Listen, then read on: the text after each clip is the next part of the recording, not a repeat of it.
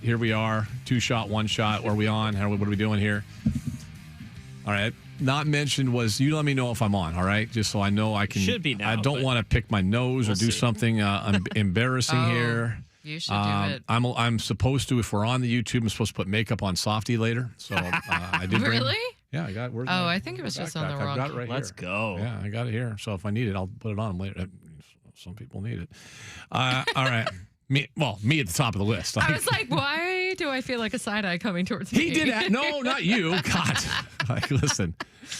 No, even if that was the case, Jess, I wouldn't say that. That'd be like some sort of weird, if we had an HR department, that would be bad. I'd be in trouble. And we don't, so you could. Yeah, well, you know who knows we don't have one? The 3 to 7 host. Oh, yeah. No, he's well aware. Very well aware that we don't have one. What was it? He asked me, how long does it really take to put makeup on for TV? I'm like, I don't know, like a while, like 5 minutes. Does someone do it for you, or do you have to do it yourself? No. Okay. When I was in TV, I had to do it myself. Local TV, yes. If you're working on the national level, it's different. You probably have someone with just like a shotgun that just comes to your face. I will say this is funny. We had used to be someone that was on our KHN broadcasts who may have worked for ESPN for years, who was like, we had Tiff as our makeup person. Okay. And does makeup and hair. And she sets us up at the start of the year. And then Darcy does our clothes. And like, is Tiff coming? Like, no, she comes the first game and that's it. You're on, oh, really? Like, what? Oh, so she just tutorialed you? Yeah, they just tell us what to do. Yeah. As most people can see, it doesn't help me much. But anyway, we move on. You look great. Thank you. I appreciate that. We got to, okay, let's do this, ladies and gentlemen, if we can. I was going to wait till next week, but I got to admit something to you guys last night. So I'm watching the Mariner game. I mentioned this to Chris a moment ago. And Chris Crawford, by the way, that's who I'm referring to. Yeah, which Chris? Yeah. There was two of them on the line. That's a Chris by Chris show, yeah. Christopher. Anyway, Mariner game comes on, watching that last night with the fam, and I was somewhat of a closet Mason Miller, kind of want to see him pitch fan. Why? A couple reasons. One, he does things that most people don't do. He does things that are not human. Not most people. Nobody. Yes. Talking to Joe Sheehan yesterday, what he was doing and what he does, and then you look at the numbers. Well, what was it yesterday? I think he was at 17 innings pitched yesterday, 1 hit, 1 walk going into the game last night, and like 10 strikeouts or something. It was just insane, whatever he'd done. Anyway, no, he had more strikeouts than innings pitched. It was like almost triple or something. Like not every out, but most of his outs were strikeouts. He's also a type 1 diabetic, and that hits home with us. Mm-hmm. His story is phenomenal if you haven't seen it. Good pitcher in high school, like good, like elite guy, started losing weight, started losing like strength, went from being a guy that's going to be a pretty good recruit in college, what have you, maybe a draft pick in the pros, to all of a sudden having to go the JC route because he was undiagnosed. And lost weight, lost strength, kind of kept a lot of it to himself, as a lot of young guys, especially if you're an athlete, do. Didn't want to admit any type of weakness, so on and so forth. Went to a JC, finally got it figured out, finally got it in check, and it's a very manageable thing. It's not fun. It's not easy. It's something you live with 24/7. You hear us talk about that every year when we do our golf tournament with Jordan Morris and Jordan Morris Foundation. The Sounders, great player who has it and has, just accomplished remarkable things on the national level, MLS level, international level, what have you. But Mason Miller to go in there and pitching such a different thing, because when you have Mark Andrews, tight end for the Baltimore Ravens, is a type 1 diabetic. Mm-hmm. Capo Caco for the Kraken is both type 1 diabetic and has celiacs, which makes eating and all that even more challenging and difficult. Yeah. When you're those players and you're kind of going and going and going, you kind of keep up your rhythm, you can keep your blood sugar up, you can do all those things. A pitcher, I think, to me is fascinating because you're up and you're kind of down, right? Like you may warm up, you may go back down, and then you go out there and there's no chance to, like, I need a shot of Gatorade or some Skittles or something like that. I just root for the guy. I think it's just a great story to overcome what he has health-wise and to see what he did. And so that's why I said to Crawford, which makes me probably a bad Mariner fan, like, I want to see Mason Miller pitch. Now, I'll preface it by saying, if the Mariners are going to lose this game, make sure you're within 3 runs so he can come in so we can see him pitch, right? Yeah.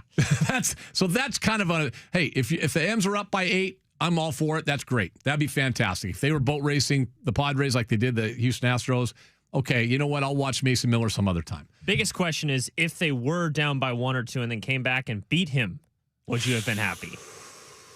Yeah, I think I'd be okay with it. He's going to get enough saves. He's fine. But I just want to see the guy pitch, and I do kind of, I don't know, maybe that's a hard question for me to answer because I just love the story. And again, it's very personal for us and our family. Watching it with my kid last night and my wife, and it was, it's just fun to see. I think of that every time I watch Capo Caco play and what he's had to overcome, and he keeps it really private. Capo Caco does. There's a bunch of guys in the AHL that have type 1 diabetes, Max Domi, some others that have it, and they keep it. I've tried to do some stuff with Capo to talk about it. He just wants to keep it private, does his own thing. Riker Evans has celiacs, which again, anybody who has that and knows somebody that has it, it is a crippling, debilitating thing. Like if you have a speck of gluten in your and you ingest it will tear you up for a couple of days. It is no fun. It is very serious. Yeah, it's a wipeout. And so for those two to be able to overcome that and play at the high level is really remarkable. I mean, it really is. And play hockey at that high level. And then to see a guy like Mason Miller come in and, like Anders, you said it, like nobody is doing what he's doing. Like nobody is doing what this guy is doing right now. It's crazy. I mean, Seattle's got a great closer. Munoz is special. Like Munoz is really special. Yes. This guy's kind of different level. Like this guy is just different level. So tough game last night though, right? Like and we talked about this in crosstalk with Crawford. I don't think it says more about Houston's awful. Their pitching staff is awful. Seattle took advantage of that, and they should take advantage of that, that pitching staff. They did the right thing. This is a different series. This is just a different series. And I heard Hollander talk about the ball, hard hit balls and all that. That's great. But this is just I think it's a fun series because it's a good barometer, like to see where you're really at. The American League is just so middle. What do you call it in the NHL? Mushy middle? Middling middle. Isn't that the American League this year? Yeah. And then you got the National League where you got 2 teams in the West that are unreal. Yeah, Powder's one of the best teams in the league. Right. Yeah. So this is a good test for Seattle. I think it's also going to be an interesting one tonight with Emerson Hancock. I know Chuck addressed this morning on the show. I think it's an interesting dynamic. When Bryce Miller comes back, what do you do? If Hancock goes out and has a great outing again tonight, scuffled his last one, right, Anders? Kind of scuffled a little bit his last one. Yeah, but I say scuffled. It wasn't bad. No. The only guy that's really scuffled is Castillo. And only really once. He has 1.5 And he times. usually has a couple of those. Yeah, but he also dominated New York. Yeah, but that was first series. His last 2 have been great, Castillo's. Right. But if Hancock goes out and just shoves tonight against that team and Miller's coming back, what do you do?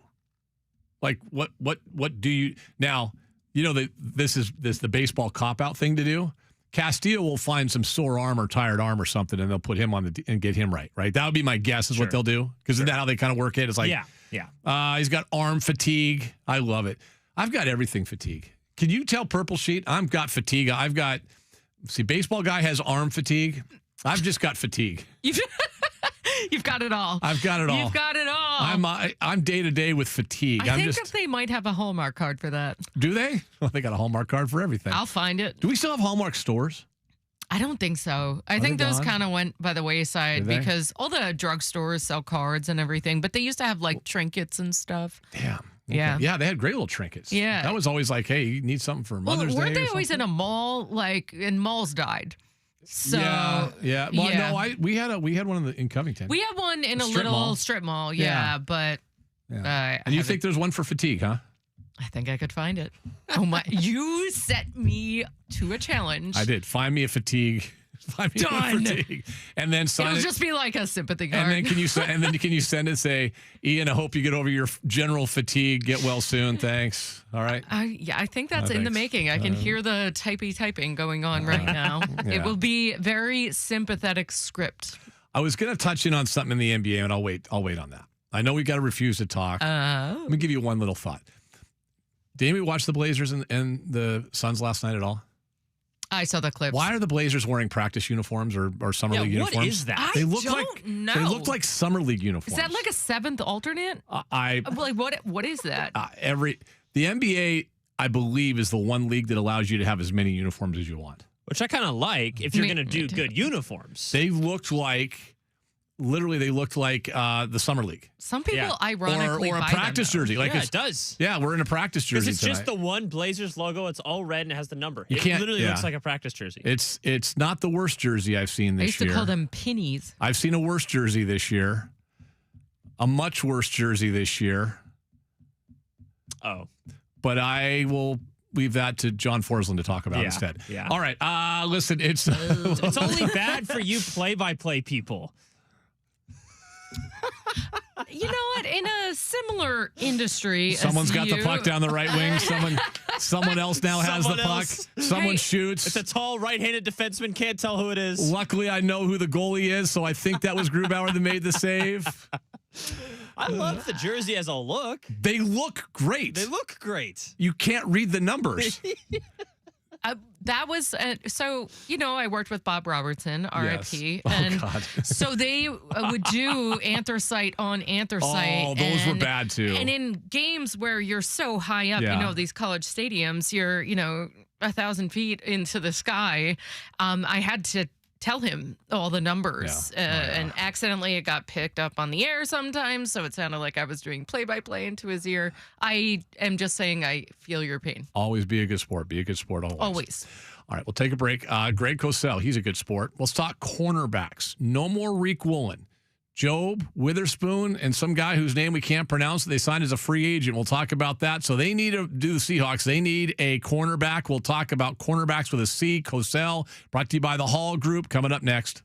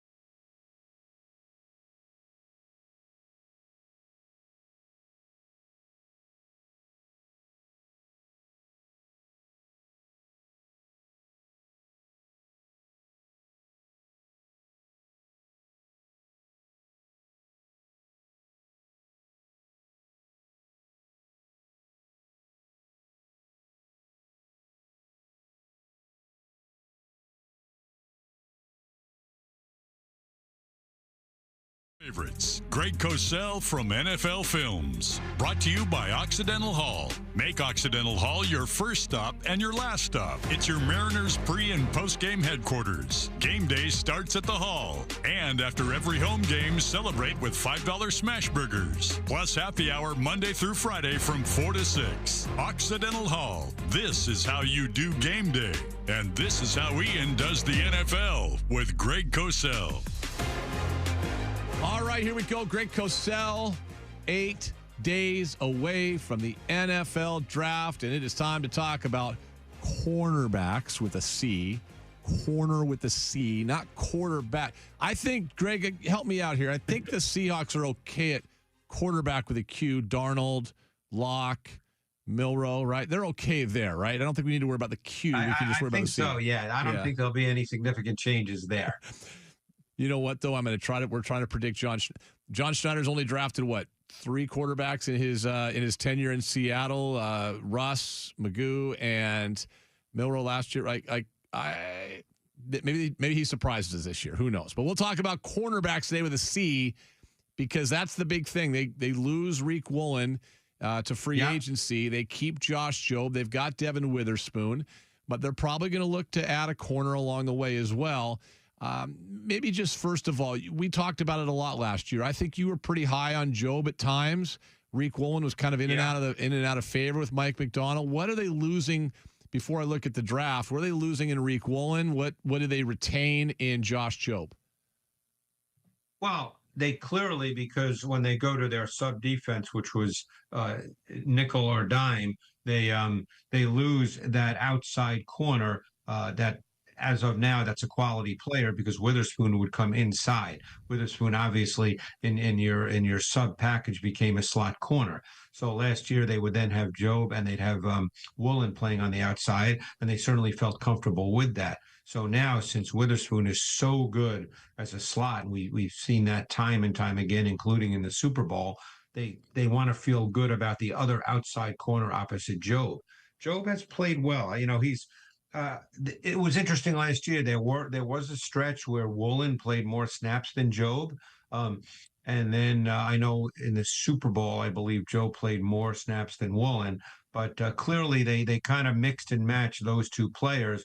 So losing Woolen is meaningful, and that it could well be a position they look to upgrade. Now, they did sign a player who has a lot of experience, but is predominantly a slot, and that's Igbenegany from he was with Washington. He's been with other teams. I think he was either a late first or an early second round pick when he first came in the league. So he can play, but he's more of a slot.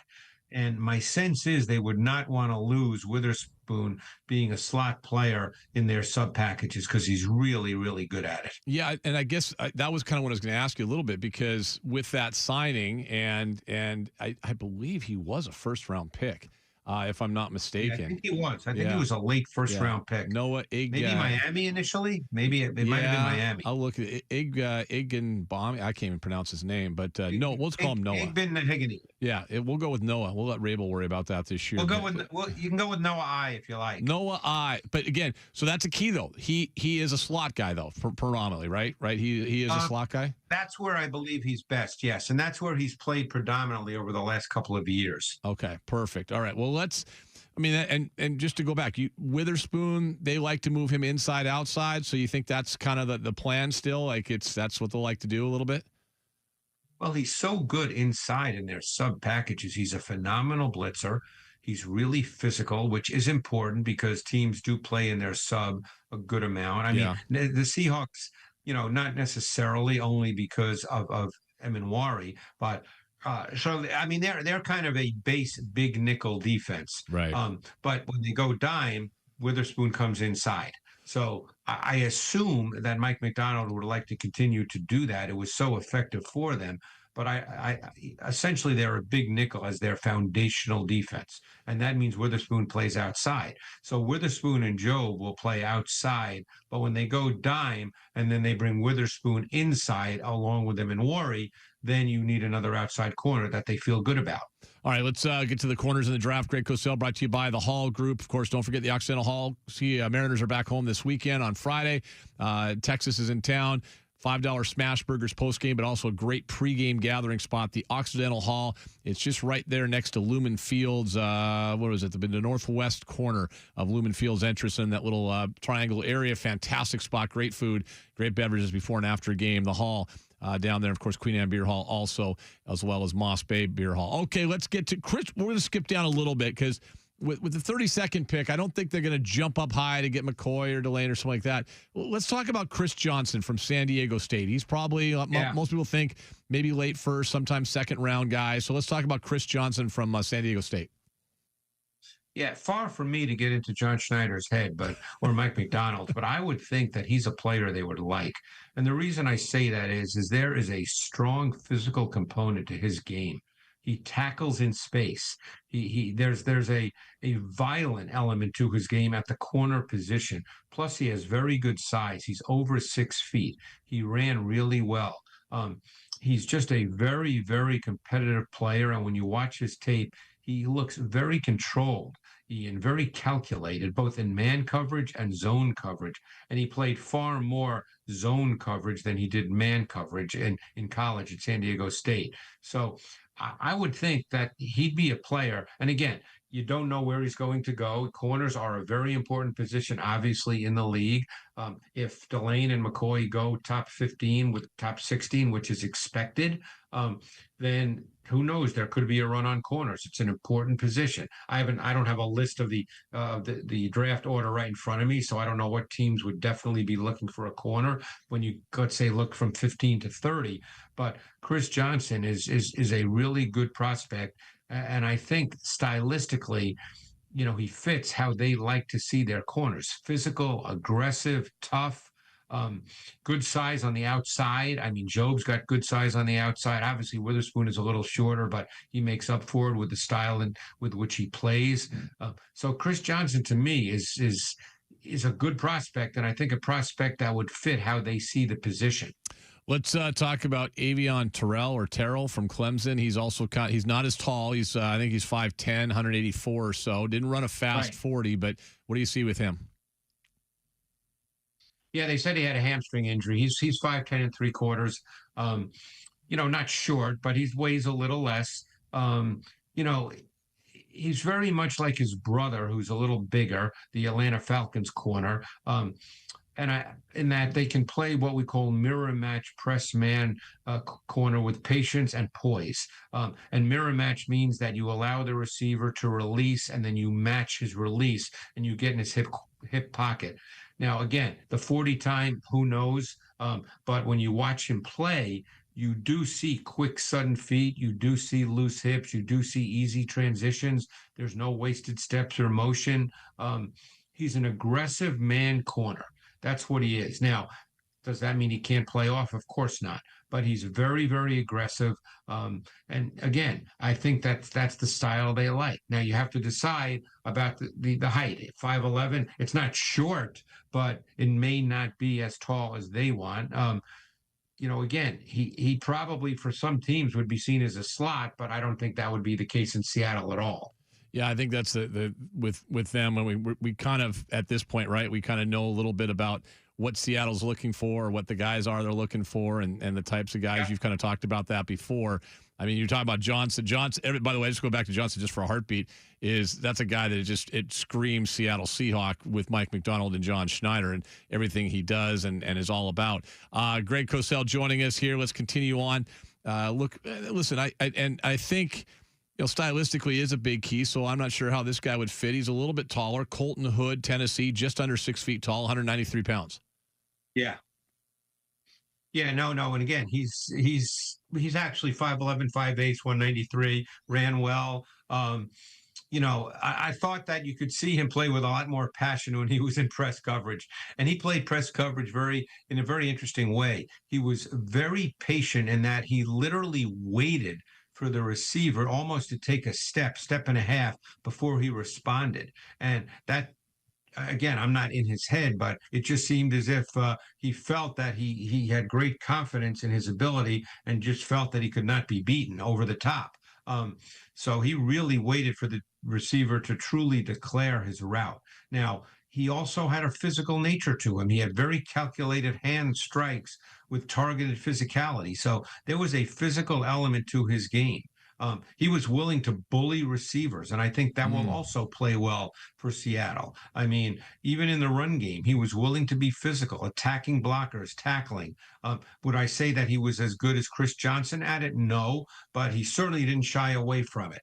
So, one of the things about this corner class, particularly the sort of top corners, Ian, is they're more physical and they're tacklers. I mean, Mansour Delane is really physical. So, that's something that normally you don't see as much as you do in this particular class. And that coaches get excited about that because they do want their corners to be physical. I mean, look at Seattle with Witherspoon, whether he's playing outside or in the slot, there's a competitive toughness and physicality to his game that brings a swagger to the whole defense. Yeah, and I think if they were being truthful, they would say that was the one thing that they just at times frustrated them with Reek Woolen. Like Reek Woolen wasn't the most physical corner and wasn't the most physical defensive football player. And I think especially, we always heard that from Pete, but I know this coach. He was just on with our afternoon guys, the Softy last week.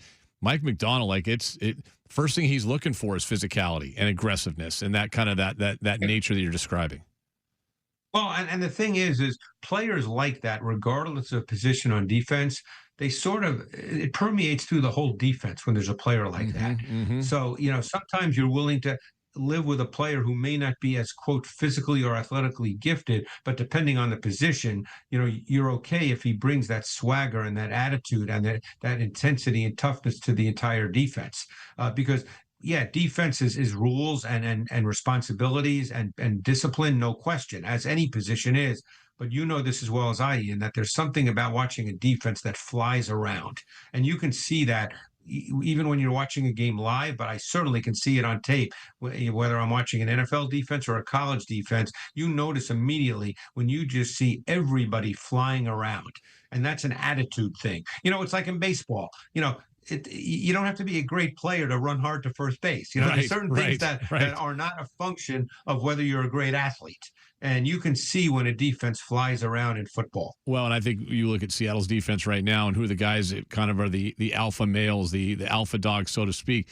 You mentioned Witherspoon. He's certainly one of those guys, and he has all those traits you just talked about. The other guy, and the reason they keep him around, Jaron Reed is that guy. That's Jaron. Jaron Reed sets the tone, and whether he's on the field or on the sideline or in the locker room, Jaron Reed sets the tone for this team. That matters on defense. There's no question about it. All right, let's get to this is a guy we all watched because they played really deep this year and won a little thing called the National Championship, and we heard his name a lot. D'Angelo Pons from Indiana. Most people think probably a day 2 pick, but D'Angelo Pons from Indiana. There's only one question about Pons, and that's whether you see him as an outside corner or a slot corner. He's 5'8" and 5/8. Now, he's a really good football player. He's sudden, he's twitchy, he's super competitive, he's mentally tough. I hate the cliche, but it's true. He plays bigger than his size. Now there have been shorter corners. DJ Reed is 5'9". He's played outside corner in this league for a long time. You start getting into what are the differences between 5'8" and 5'8" and 5'9.5" or 5'10". And again, this will be discussed in draft rooms. I'm going to be honest with you. I don't know the answer to that question. I think it depends how you feel. But the bottom line is this guy's a really, really good football player. He played almost predominantly the boundary corner position for Indiana, which is, normally a position that requires you to play man, very often zero man, because with the field the way it is in college, the safety to the boundary side more often than not really has to cheat hard to the field because there's so much room to the field in college football. He has speed. He stayed connected to deep routes. There's no issue with the way D'Angelo Pons plays the game. It's just, what do you see him as? I guarantee there'll be some coaches who'll say, no chance he can play on the outside. He's under 5'9". And then there'll be other coaches who say, you know what? He can play on the outside because he's really good at it. So, like I said, I don't know the answer, but he's a guy you'd want on your team and probably in your locker room. Let's get to Brandon. Is it Cisse? Sissy from South Carolina. Yeah, he's another corner that has, pretty good length to him. I think that it was really interesting watching South Carolina's tape because he came out for long stretches. And so I don't know what the issue was. Obviously, I'm not working for a team and going down to the school and talking with him. He's a physical press man corner. He's very explosive as a mover. He's 5'11 and 3/4, 189. I mean, this guy looks effortless playing the position. He has some twitch to his movement. He's got speed to carry receivers vertically. He's just a really, really good athlete that I think needs more reps and more work.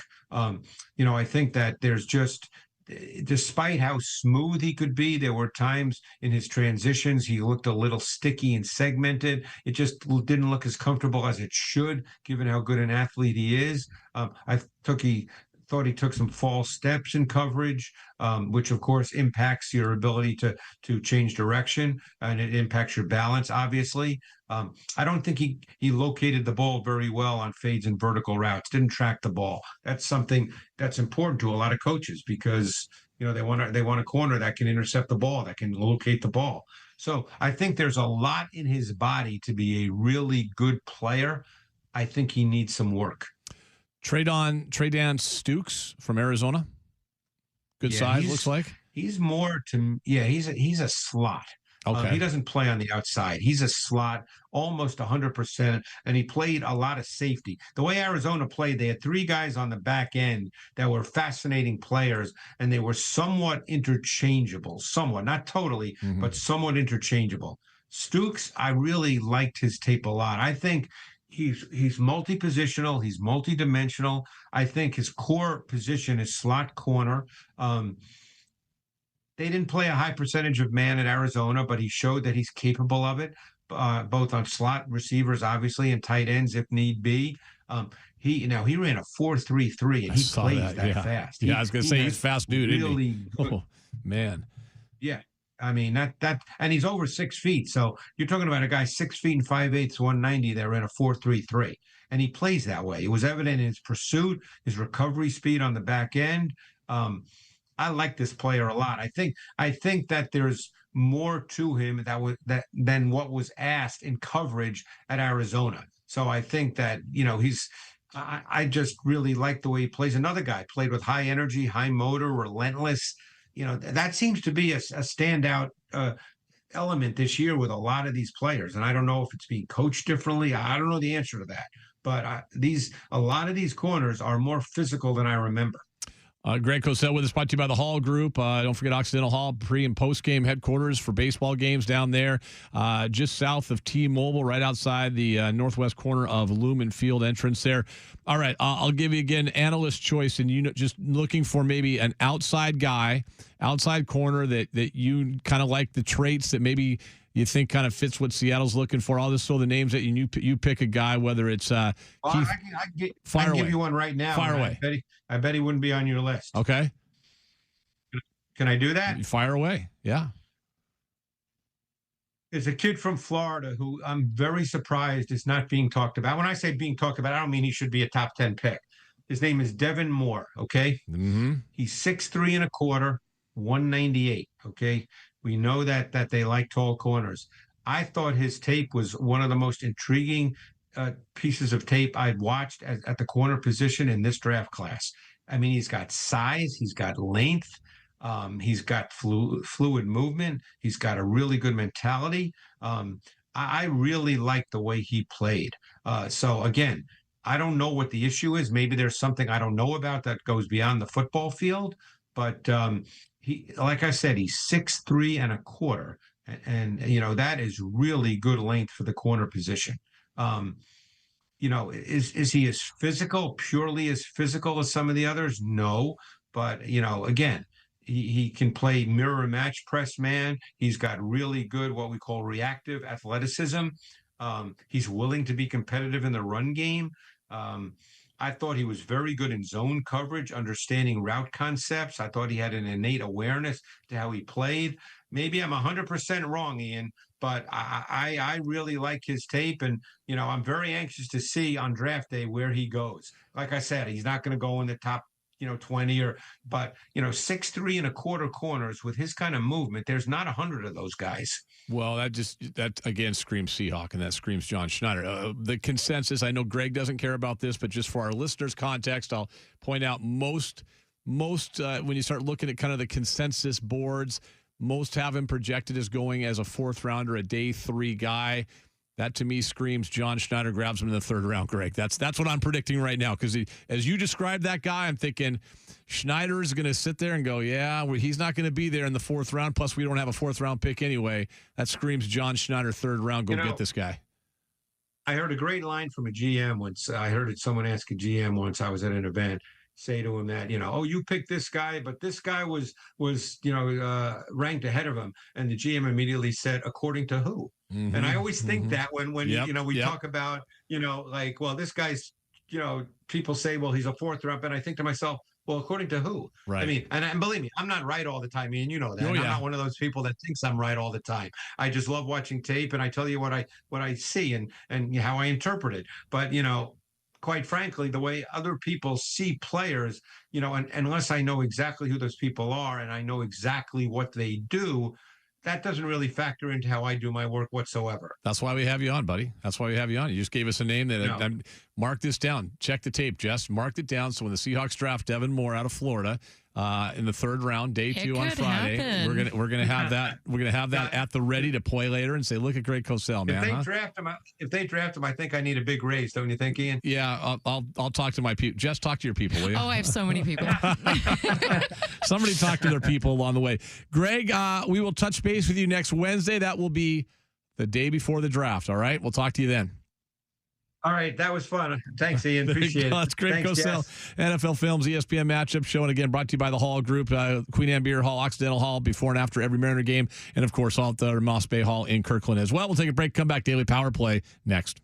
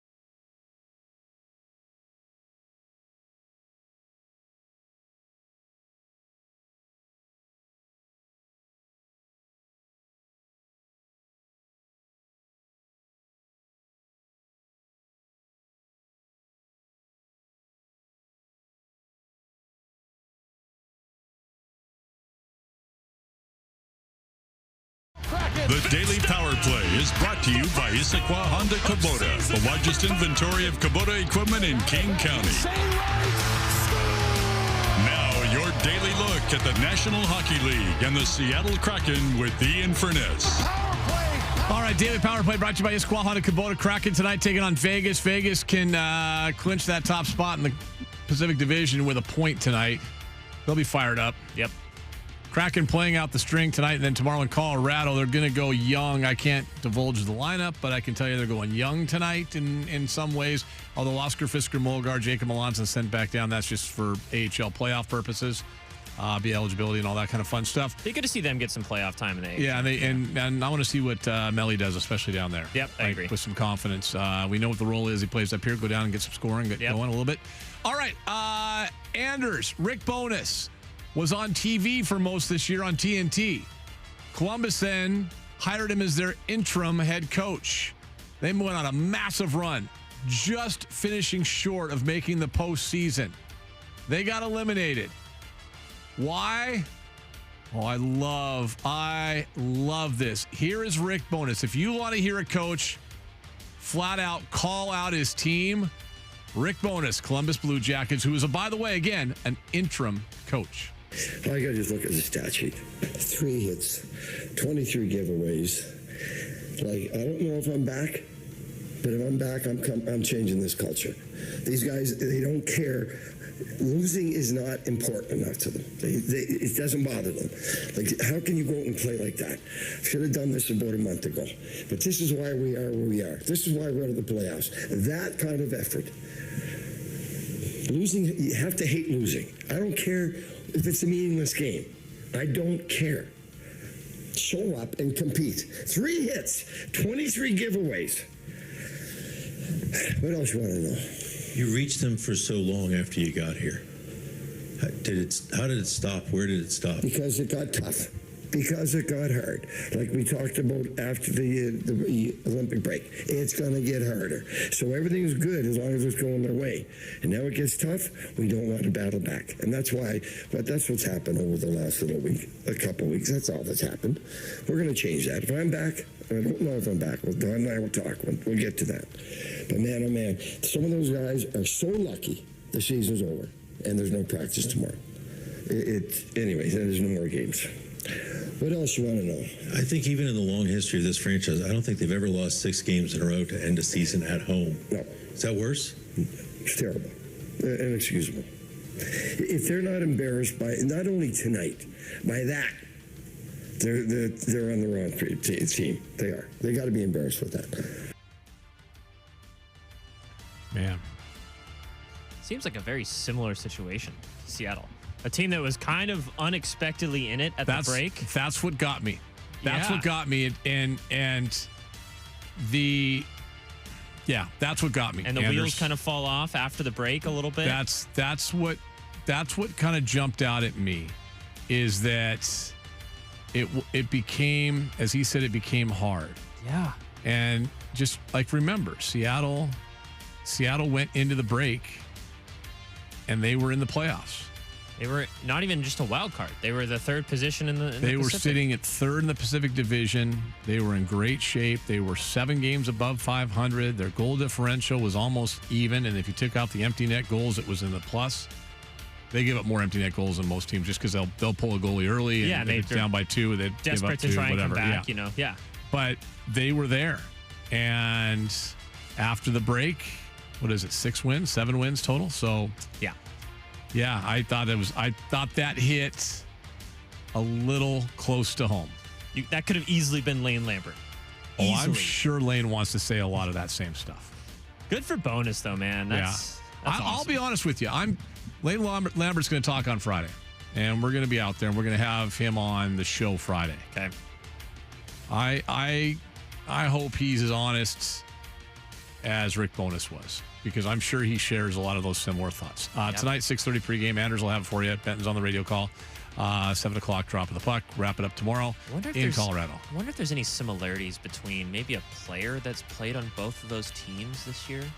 Mason Marchment, ladies and gentlemen, who the Athletics said will be the most overpaid free agent in the offseason. Interesting. Number 2 is Alexiak, by the way. There's a common theme there, too. Yeah. All right, we got to go. Corbin Smith joins us talking all things NFL next. Hey, it's Ian back with you for my friends at Snoqualmie Casino and Hotel, snocasino.com.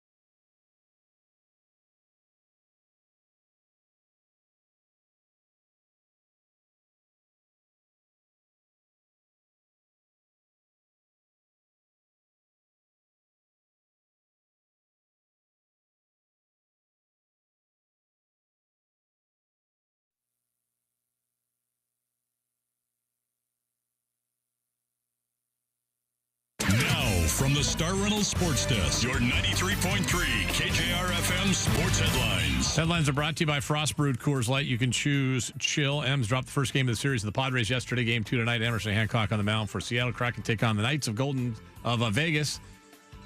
6:30 pregame, 7 o'clock face-off here on your home for the Kraken, 93.3 KJR FM. Second to last game of the year. Kraken have been eliminated. I don't know if you know that. Do you know that, Anders? I do know that. Thank you. I'll put that on my game notes for tonight. Please do. Today is Jackie Robinson Day across MLB. Everyone wearing 42. Dexter Lawrence, Giant star defensive tackle, impasse. Contract negotiations may end up being traded. WNBA news. A'ja Wilson, first four-time MVP in the WNBA, has signed a 3-year, $5 million Supermax contract to remain with the Las Vegas Aces. The new CBA treating her as it should, rightfully so, very, very well, too. Let's go. Corbin Smith, standing by. From the R&R Foundation Specialist Broadcast Studio. Now back to Ian Furness, powered by Seattle's closest sportsbook, Snoqualmie Casino and Hotel, on Sports Radio 93.3 KJR FM. Well, ladies and gentlemen, you should be subscribing, if you aren't already, to Emerald City Spectrum, all Seattle sports all the time, emeraldcityspectrum.com. All kinds of great stuff there. Seahawks with Corbin, Mariners. We've got WNBA coverage. We got Sounders coverage. What am I missing? We got it all there. Let's get to Corbin right now. It's time to take a deep dive into all things Seahawks with Corbin Smith, sports reporter for Emerald City Spectrum. All Seattle sports, all the time. Brought to you by Jim Elliott with Windermere Real Estate, helping home buyers and home sellers in Western Washington. Whether you're buying or selling, contact Jim at 206-769-5466 or at jim@soldbyjim.com. Now with Corbin Smith, here's Ian. Corbin Smith joins us. 8 days from the National Football League draft, ladies and gentlemen. 8 days away. Hello, Corbin. How are you? I'm good, Ian. Thanks for having me as always. We will hear from John Schneider, Mike McDonald on Monday at the Virginia Mason Athletic Center. Before we hear from them, we can kind of still speculate and think they're going to obviously tell us everything we need to know on Monday, what they're going to do, if they're going to trade. They'll give us all that information. I want to talk about a couple position groups and things in just a second. Before I do that, Corbin, just as we sit here 8 days away, what do you think the most likely scenario is with that 32nd pick? I know that John Schneider wants to trade down. That is obviously the number one mission. I just don't know that they're going to be able to do it. And I'm really curious to see how this plays out, because the issue is you don't have a good quarterback class. And that's normally the position that teams are trying to jump back into the end of the first round for, if you've got an abundance of quarterbacks with that type of grade. But this year, you might only have two, maybe only one quarterback that goes in the first 32 picks. The best thing that the Seahawks can hope is that there's a team that wants to jump up there to get a certain edge or corner, or if there's a receiver available that they want to leapfrog a few of the teams early in the second round. Then John Schneider might have some negotiating leverage. But if they can't get that trade down, I think that's going to be what they're going to be trying to do. But if they don't, I think you have to go corner or edge with that first round pick. And maybe my wild card would be Jadarian Price, because I think he's the only other running back away from Jeremiah Love that you could justify picking that early. But I think Seattle would prefer to make that selection after trading down a few spots into the second round. But I think if you're sticking and picking, it's got to be taking advantage of the corner and edge talent in this draft class. Yeah, I don't think there's any doubt about that. Corbin Smith joining us right now on the Beacon Plumbing Hotline. I think you said something there that is important to kind of talk about a little bit more, and that is it may be difficult to move down from the 32nd spot. I bring that up for this reason. I think we all kind of understand how it works with Seattle and how it works with the draft. Like John Schneider likes to move down. We all just assume, hey, he's going to want to get more draft picks. And he's going to want to move down. The fewest he's ever had in a draft, 2021, when he had 3 picks, Dwayne D. Eskridge, Trey Brown, and Stone Forsythe. That, of course, was the spring after COVID hit, in which basically you just didn't know as a team what you were drafting or what you were able to draft. You were looking at all kinds of things that were different and strange in the world at that point in time because guys hadn't played full seasons in college. So he went with 3. They kind of punted on that draft and then bounced back the next year with Cross, Mafe, Walker, Lucas, Kobe Bryant, Reek Woolen, etc. I bring all that up.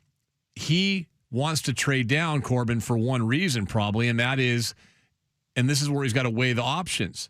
You want more draft picks, and those more draft picks, you have to weigh that against, is there a guy there you love at 32, but somebody else has to want to move up into that first round with the guarantees that come with the first round pick and all of that. That's what makes it complicated, right?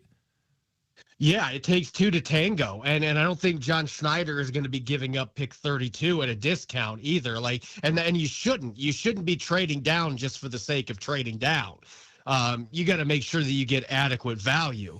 So those are all things, and by the way, they've cut down the amount of time for picks in the first round from 10 minutes to 8 too. So it's even more condensed when you're trying to make these deals on the fly. So those discussions, they start happening now. Teams are already talking about trade down stuff, and it's a little less difficult to do at the end of the first round than it is when you have like pick 18, like the Seahawks had last year. There's just so many dominoes that can fall when you have the last pick in the first round. So we'll see what ends up happening there. I know John Schneider is going to be working the phone. He's already looking into these things, but it's fascinating because you've got 2 elements at play here. And you have the fact you only have 4 picks this year, but you also have the fact that you have projected 12 draft picks next year in what's supposed to be a better, deeper draft class. But it's hard to believe you would want to make 12 picks or would have 12 guys that could make your team. So I wouldn't be shocked if they try to get back into this draft on day 2, because that's where the meat and potatoes in this draft is. I don't think it's a good day 3 draft. It thins out pretty quick. But if you could get another shot or 2 on day 2 and you end up getting 5 or 6 picks out of this draft, you could still end up having a really good class without having to worry too much about mortgaging next year when you've got tons of picks. Yeah, I'm just kind of looking. The day 3 picks the last couple of years haven't been great. The jury is still out on Riley Mills and Torrey Horton from last year. Robbie Oots should be a guy that can contribute. And then a couple depth linemen. Damian Martinez didn't make the team. Ricky White, same. He was a practice squad guy, right? The year before that, they got Tyrese Knight, who was a part-time starter, but he's a backup now. A.J. Barner's probably been their best pick on day 2, or day 3, I should say, in the last couple of years. So, and you say this year the third day is a little bit weaker than it has been even the last couple of years? Yeah, I think this is a draft that really dries out when you get into day 3. There's a few positions that have really solid depth. Edge and corner are 2 of them that would stand out, but I think even those spots, when you get past the 4th into the 5th round, things are going to really dry up. This is just, I think, the biggest difference. There's not the blue chippers at the top of this class, and there's not the depth that you've seen in some of the recent classes either. I just think in that 2nd, 3rd round is really the sweet spot where there's a lot of really good football players. Might not be all pro kind of guys, but you can get your hands on really good long-term potential starters. And then it gets to be a barren wasteland when you get into day 3, which having only 1 pick on day 3 might not necessarily be the worst thing for the Seattle Seahawks right now. You know, John Schneider's going to want a few more darts to throw, but I think that they're going to find their ways to do that. I just think that trading the future picks, because they have so many for the year before, they might be able to do some wiggling around to get an extra pick or 2 in this draft if there are players that they want. Let me throw a scenario at you, and I'm going to ask you to do the impossible, and that is to read John Schneider's mind.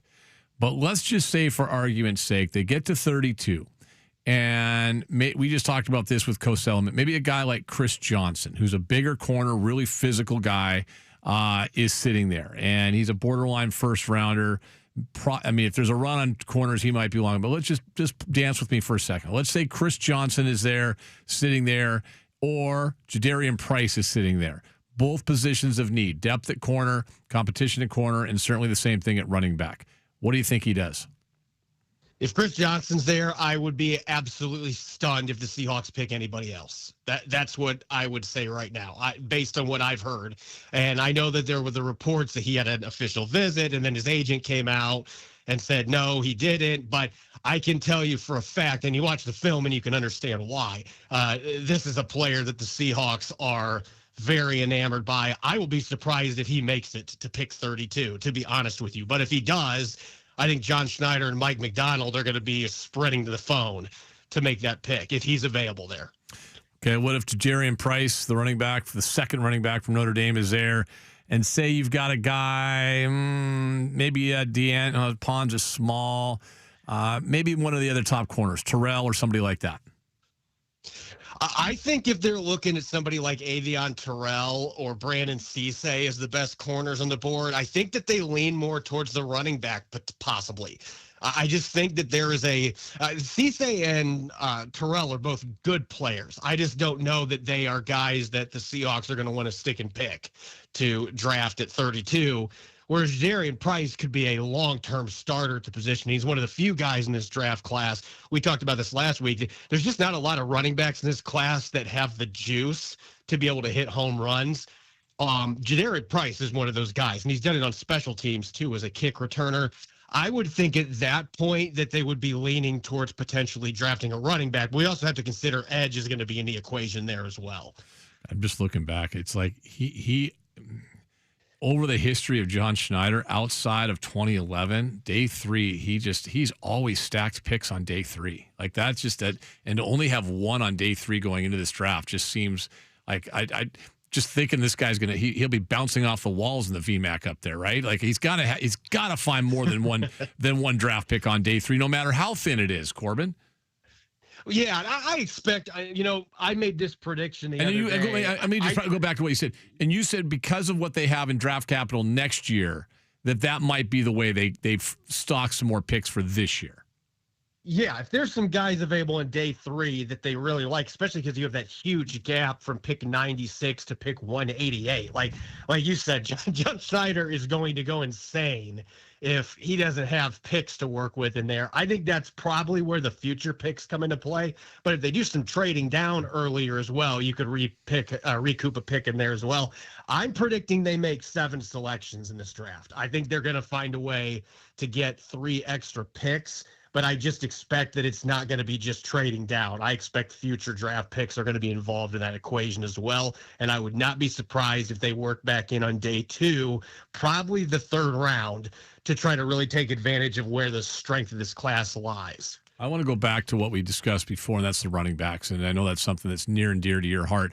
The ESPN did their mock draft a short time ago. We were kind of glancing up there, and they had Jadarian Price going to Seattle at 32. And depending on what board you want to look at, what ranking you want to look at, or who you're talking to, most believe he's probably a day 2 guy. But what is it about Jadarian Price that may push Seattle, if he's there at 32, to saying, you know what, blanket, we're going to go get this guy? Well, I've got him. So I actually just released my running back, my final big board on Emerald City Spectrum, and I had my top 100 running backs. I've got 6 players on my list from that. And Price is ranked 40th on my list. So he's got a 2nd-round grade, but I could see in this draft class him being a guy that could go at the end of the 1st because there's a big gap between him and the next running backs that could go off the board. And I think there's 2 reasons why it would make a lot of sense at 32. For one, again, there's not a lot of running backs in this class that have juice like Ken Walker III did. More than 21% of his runs last year, Ian, went for at least 10 yards. And he also had a breakaway run rate of 45%. So he is a big play threat. He had 2 kick returns for touchdowns. He averaged 18 yards per reception out of the backfield. Didn't get a lot of chances to catch the football, but no drops. He's reliable. I just think as an all-around player and dynamic playmaking threat that he is on that fringe 1st round, at least in this draft class. And if you don't take him, there's very few guys that are going to be able to have that kind of juice that can add to your run game that the Seahawks are going to be missing without Ken Walker. Your rankings at Emerald City Spectrum, and you can go subscribe and read them right there. you just mentioned it. You've got a massive drop between him, Emmett Johnson, Jonah Coleman, and Mike Washington Jr., your next three. So you believe there's that much of a difference between the two Notre Dame backs and the rest of these guys? I do, yeah. And you look at the other backs that I had there. Emmett Johnson is a really good. I think Emmett Johnson could be a long-term starter in the league. I don't see a guy that's going to be hitting a lot of those home runs. Jonah Coleman is not going to do that either, but Jonah Coleman's a really good player. I call him a pit stop back, and what I mean by that is he's going to get you those 8 to 10 yard totes regularly. Just don't expect a lot of the 20-plus yard variety. He's just not going to be ripping those off, but he can get you pit stops for first downs, wear down defenses. He can catch the ball. Mike Washington Jr. might have the highest ceiling of any of the day 2 running backs. The problem is that he had 12 fumbles in college, and he doesn't run with the physicality at almost 230 pounds consistently that you would expect. So I just have some reservations, but his physical tools obviously are there, and he's explosive. He's one of the few guys in this draft with speed, and I'm really high on Roman Hemby compared to most people, Indiana back, that he's a one-cut downhill and punish type of back that I think is going to have a really good NFL career. But there's a big dip after Ja'Arian Price in terms of there's just not a lot of game-changing running backs in this class. Guys that you can give them a handoff, and anytime they touch it, they can take it the distance. There's very few guys in this class that can do that.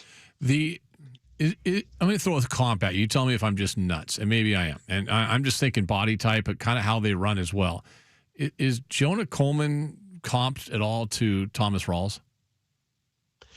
I think that he is a more patient runner than Thomas Rawls.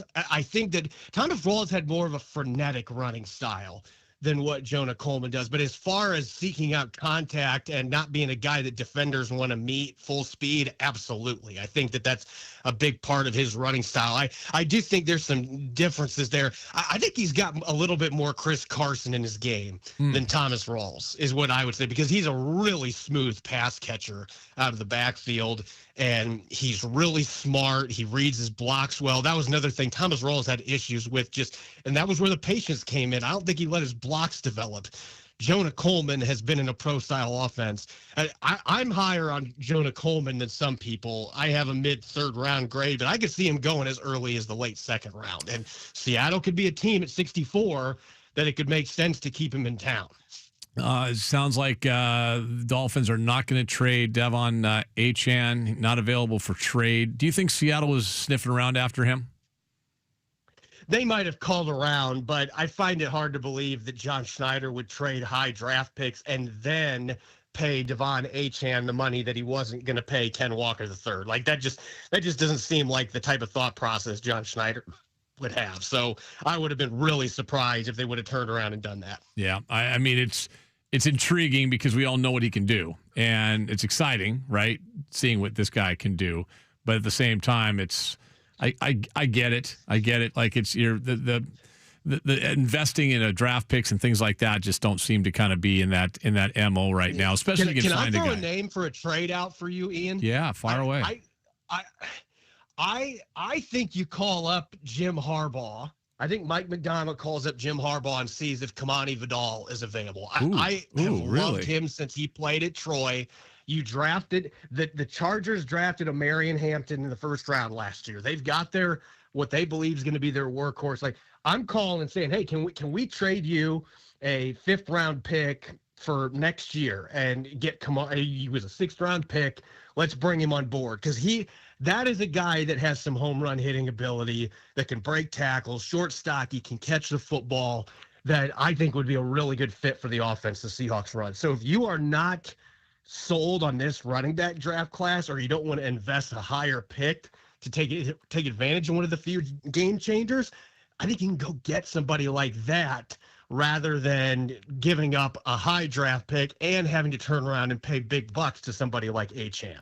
Save that just in case. Save that just in case. We'll make Corbin look smart. All right, save that just in case. We did it with Greg last segment or last hour, and we got Corbin this hour. Let's go. I like it. All right, Corbin, tell people about Emerald City Spectrum, my man. They should be checking that thing out every day. What do you got going on?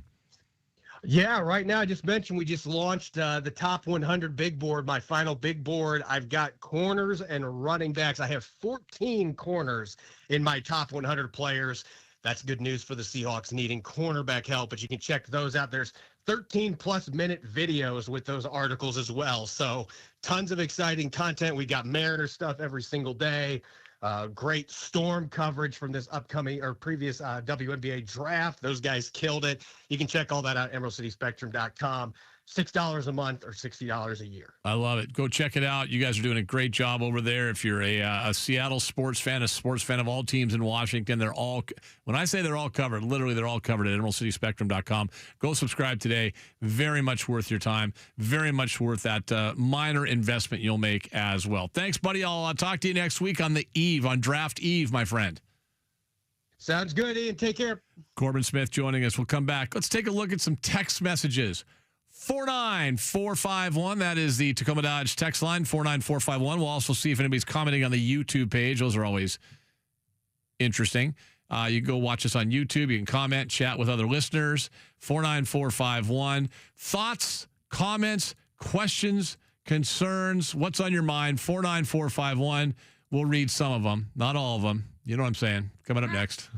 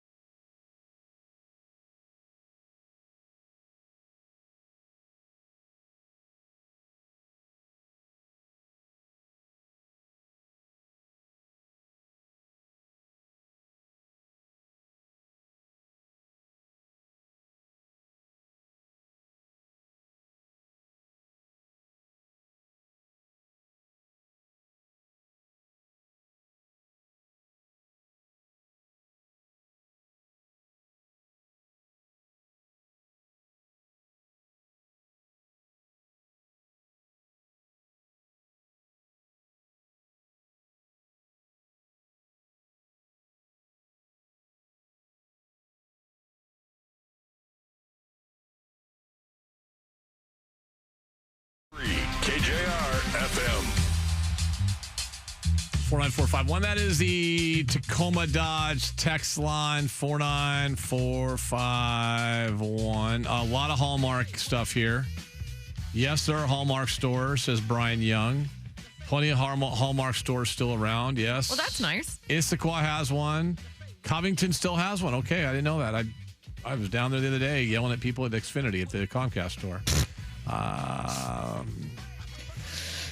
Oh, yeah. There's University Place, UP. Of course, UP. UP has everything. They got Chambers Bay Distillery and they got a Hallmark store. What else? And they got a Trader Joe's. You got everything you need right there at UP. Bridgeport Ave. Let's go. Yeah, I guess I'm on the north end also, and I grew up in New York where I knew exactly where the Hallmark store was, and I remember it going away from that strip mall. So, and it was always in malls or a strip mall. Let's see. We got one talk back if you want to play it. Far away. Hey, man, what's going on, 12s? Christian Michael here, man. Just want to check in. Nobody showed up for my autograph session at the Speedway. So I'm going to set up a second autograph session, man. It's going to be in Ian Furness's front lawn, man. Friday, 1 to 4. Hope to see the Hawk Nation come out. Go 12. God, that is so good. That is so good. Oh, my gosh. I wonder how that thing really went. If you missed it, I think it was Evergreen Speedway had an autograph sign with Christian Michael. Oh, God. You think they'd rather have Travis Kelce there to sign things? Or a current player? Wasn't he picked right before Travis Kelce? I don't. Oh, yeah. I think he was. That's true. Yeah. Yes. Okay. I need to move on. People loved Rick Bowness. Hire that guy for the crack, and they've got that guy kind of. They do have that guy. Yeah, Lane. We'll see. Bonus is different because I think his give a blank meter is 0. He's the interim coach. He's an interim coach. He can go back and make as much money working a far less time than in TV. So if they just say, "Hey, Rick, you were too harsh on the Blue Jackets," like, good, see ya, thanks for coming. Lane's not going to go do that. We'll see what Lane says Friday. I'm going to get him on. He's on the show Friday. He's gotten close to that level. Yeah. In the last few press conferences. His comment the other day when somebody asked about Jacob Melanson fighting a guy that was like 8 feet tall, and he said, "Yeah, more of it. Loved it. Need more of it." Quick glance around the locker room. Need more of it. Uses the word inexcusable quite a bit. Oh, that is kind of his favorite word, isn't it? That is when someone does that, and I used to review press conferences for various coaches, I would find a crutch. That one I would put in place of a swear word. That is his crutch to not swear. For some reason, people keep asking this. There's like two different numbers asking the same question. Crazy long shot sale, the Hawks coming up. Is there any chance they move? No. I mean, no. No, they're not moving. No. They're not moving. I'm trying to think. The NFL... Baltimore, right? Indianapolis. When was that, though? Cleveland moved to Baltimore. Baltimore moved to Indy a zillion years ago, and then Cleveland moved to Baltimore after that. That's Houston moving to Tennessee, but then they got an expansion team. Yeah, I don't think that's in there. Let's remember again why the Sonics moved. We can just cut through all the ownership and the pettiness of Howard Schultz, the battle between Stern and both city and state politicians. It was Key Arena. Yes. That's why it was an issue in the first place. That's why there was a problem. They did not have a suitable NBA arena. Key Arena was not a suitable NBA arena. Period. End of story. That is not the case at Lumen Field. Lumen Field's fine. I mean, Lumen Field is not the best stadium in the NFL. If you look at just stuff, like how the building is, right? It's very much, what do we call it? Mushy middle? Middling middle. Middling middle? It is kind of, I wouldn't use the word bare bones. But the atmosphere, what makes Lumen different and special are you guys, the fans. 100%. Oh, yeah. Yeah. That's what's going on. It's the fans. The fans make that building. There's other places with more whistles and bells. I'll tell you this, like Lambeau Field is just this big ass bowl. Yeah. That's covered with snow half the time. History, Ian. But it's an incredible venue because of the atmosphere and the history and the fans. Lumen Field is probably as loud. And I've been to both. Lumen, obviously, but I've been to Arrowhead, whatever they call it now, multiple times. Did they change it's a corporate name now. Oh, duh. I will tell you, and again, I know I'm biased. Geha Field. Yeah. Lumen is when it's humming, when Lumen's humming, and it's crazy loud. The only thing I really compare, Arrowhead's loud. The old Mile High Stadium that Horsehead played in, Elway, those guys. That place was similar. Like you felt like it was going to collapse at any time. But this one's that was a problem. That's why they're not moving. No. Let's see. Chip, can we start a fact or fiction type of contest whether or not Lund will or will not show up? I'm going to stop getting on his rear ends about coming on time because I think that it's funnier if he's, just like a moving target. Yeah, that's what it is. Let's see. People on the stream asking why you're not in a Christmas outfit because you got a tree behind you. That's a draft miss. Draft miss tree. It's Chuck's thing. Let Chuck do his thing. Chuck does his thing. I'm all about Chuck doing his thing with the Christmas or draft miss, whatever he calls it. I like it. Yeah. You know what? What the hell? Have some fun. Have fun, people. Isn't that what this is all about? Yeah. Oh, let's see. We got so many texts today. People don't like Jonah Coleman. Got it. People don't want him to draft a running back. I don't understand that one. You know what I forgot is, when Corbin was talking about his pass catching ability, and I had just flashbacks from Apple Cup and stuff, and I'm like, I'd be all in on Jonah Coleman. I do a show with Robert Turbin, former Seahawks running back. He is his favorite running back besides Jeremiah Love in the draft. Really? Yeah. Now that's insight right there. He tells me it's all about the football. Yeah. One fumble in, 3 years? And he was hurt last year. Yeah. He was banged up. Yeah. And when he wasn't banged up early in the year, he was a touchdown machine. Yeah, he was. He finishes runs. Yeah, I'd be all in on that. Yeah, me too. Bears moving to Indiana. Yeah, no doubt. The Bear Stadium, historic Soldier Field. And when their renovation of Soldier Field is probably the best comp for Key Arena. They basically took the same outside structure and just retrofitted a new stadium somewhat inside of it, and it was like the most cramped, weird stadium I've ever been in. I've never been to that one. It just doesn't work. Bucket list. Honestly, outside of Chicago's a cool city. I would put that near the bottom of the stadiums I'd want to visit as a fan. Just the stadium itself. There's nothing. It's just it's just cramped. Yeah. It's weird. It's it's like basically you had this old structure. We're gonna just put a new stadium inside of it. It's like, okay, cool. It didn't work. And that's exactly what they did with Key Arena. But that worked. Key Arena? Oh, no, I'm sorry. Key Arena to Climate Pledge. Yeah. But there's nothing about Climate Pledge as Key Arena except for a roof. Like, nothing. Yeah. Nothing. Yeah. Yes. But the Bears moving to Indiana would be kind of weird. Colt Emerson call up. Did he get called up today? I don't think so. I don't think so. I'll double check. Maybe it was a demand for it to happen. I haven't seen it. For us golf fans out there, there's a lot of traction. The Athletic just wrote a story on it. There's a lot of traction out there that LIV might be going away. The LIV tour. Oh, no. What happened when they closed the Strait down there? They ran out of oil money or something? What's going on? No blood money coming through in the oil anymore? Is that what's going on? Oh, man. Be good for golf. Well, those boys collected their bucks. I'd be in, man. Get rid of I don't want to. Here's the funny thing. Like, there's a lot of guys owed a lot of money. Because those contracts were multi-year contracts. Yeah. There's some dudes going, I spent that money already on my 5 houses. Where's it coming from? That'd be crazy. All right. We good? We're good. Yeah. I got one great text I got to read to Softy here. I'll read it to Softy when he comes in. Absolutely fantastic. We'll get to that coming up next.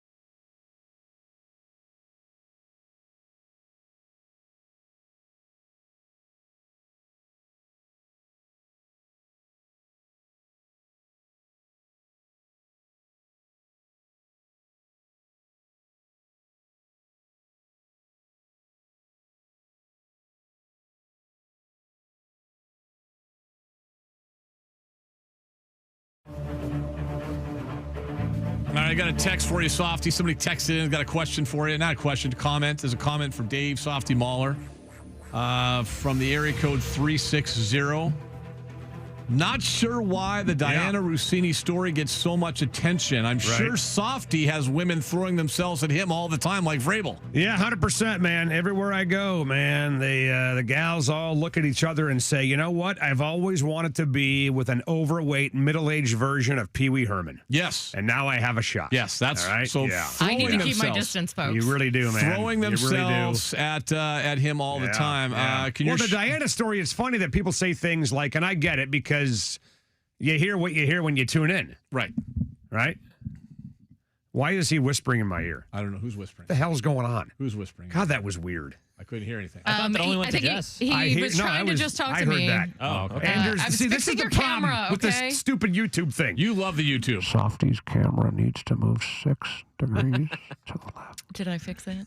They Yes, need. You know what they need to have? They need to have the remote cameras. Yeah. So like the producer can kind of move the camera around. We just do that right there, covering that up. White Isn't that what balance. TV people balance. do? Yeah. All right, yeah. All right. I don't Anyway, get paid to be on video until 3. The point about the Rossini thing is that people only hear what they hear, and so they form perceptions about what they think we're talking about on the radio. Right. So if you tuned in for 20 minutes yesterday and all you heard was boom boom talk, boom boom, you'll think that all we're doing is talking boom boom. Yes. Well, we talked about boom boom for maybe a segment and a half yesterday. Okay. On a 4-hour radio show. Sure. So it's not all the time. Did you all right? talk? Did So you knock it off? Was it referring to her as boom boom the whole time? No, we didn't do the boom boom thing yesterday. It felt inappropriate. Although Petros is going to have some fun at 4:00 today. I'm just warning you right now. So yeah, lock up the women and children, baby. Petros unleashed at 4:00 this afternoon. I saw an interesting. I believe there was a rocket boobs reference. On what? That Excuse me? Yeah, rocket boobs reference. Yeah, yeah. What are those?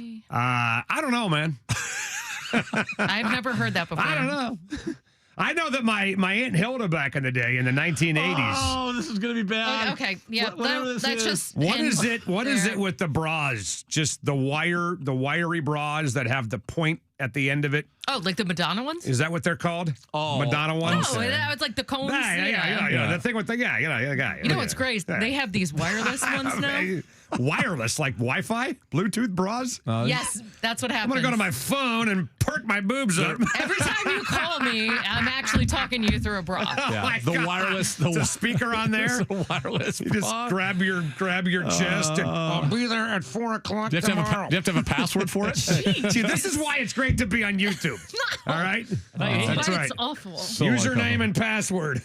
Was this about your aunt? Wolfie. How did this end up being about your aunt somehow? I have no idea. This was about your aunt a second Because ago. being around senior citizens in New York City in the 1980s, you know, they got about 18 pounds of hairspray in their hair. You know what I'm talking about. I grew up on Long Island. Makeup beyond belief. I mean, not like cracking TV network makeup, but you get my point. I get your point. Yeah. It's in a bra. Yeah, it's all in the bra. It's all in the bra. It's all in the bra. Oh, the most God. deceptive thing that man has ever created. The bra. Deceptive. Totally. Big time. Because it can. Oh, of course. Yeah. Without you would those know. gravity, man. Kidding me? I don't know what we're doing here. We were talking about Boom Boom. This is a serious sports radio station. We were talking about. obviously. Listen. We were talking about Boom Boom. Yeah, Diana. Right. Yeah. So we talked about it for a couple segments yesterday. Yes. But look, it's a big story across the country. ESPN had it on the top Do you of think their she's website. I think she's done with traditional media for a while, but she'll be on Barstool by next week or next month. She They're wants gonna to. I mean, want that's her. the great thing about her is that, she's got friends in the industry. Yeah. A lot of friends, actually. Right. And there's the social media aspect. There's the podcast aspect. You don't need traditional media anymore to have a career. I saw an interesting. I mean, how'd the Barstool guys do their thing? Oh, yeah. No, come on. Yeah. On their own. I saw an interesting comment from somebody, and I don't even know who it was. Might have been Michelle Beadle, but saying, "Oh, you better watch out what you say about her." Yeah. That like she's good. She's like, all you women. Yeah. And then I saw another comment from someone else that said, one thing that is interesting is there hasn't been one. Beadle's the closest one. There hasn't been one female reporter that has come out and supported her. Right. Not one. Right. Jamel Hill did. Amazingly enough, Jamel Hill came out in support of her. Said it's not fair that she's taking all this crap and Vrabel's not. That was her point.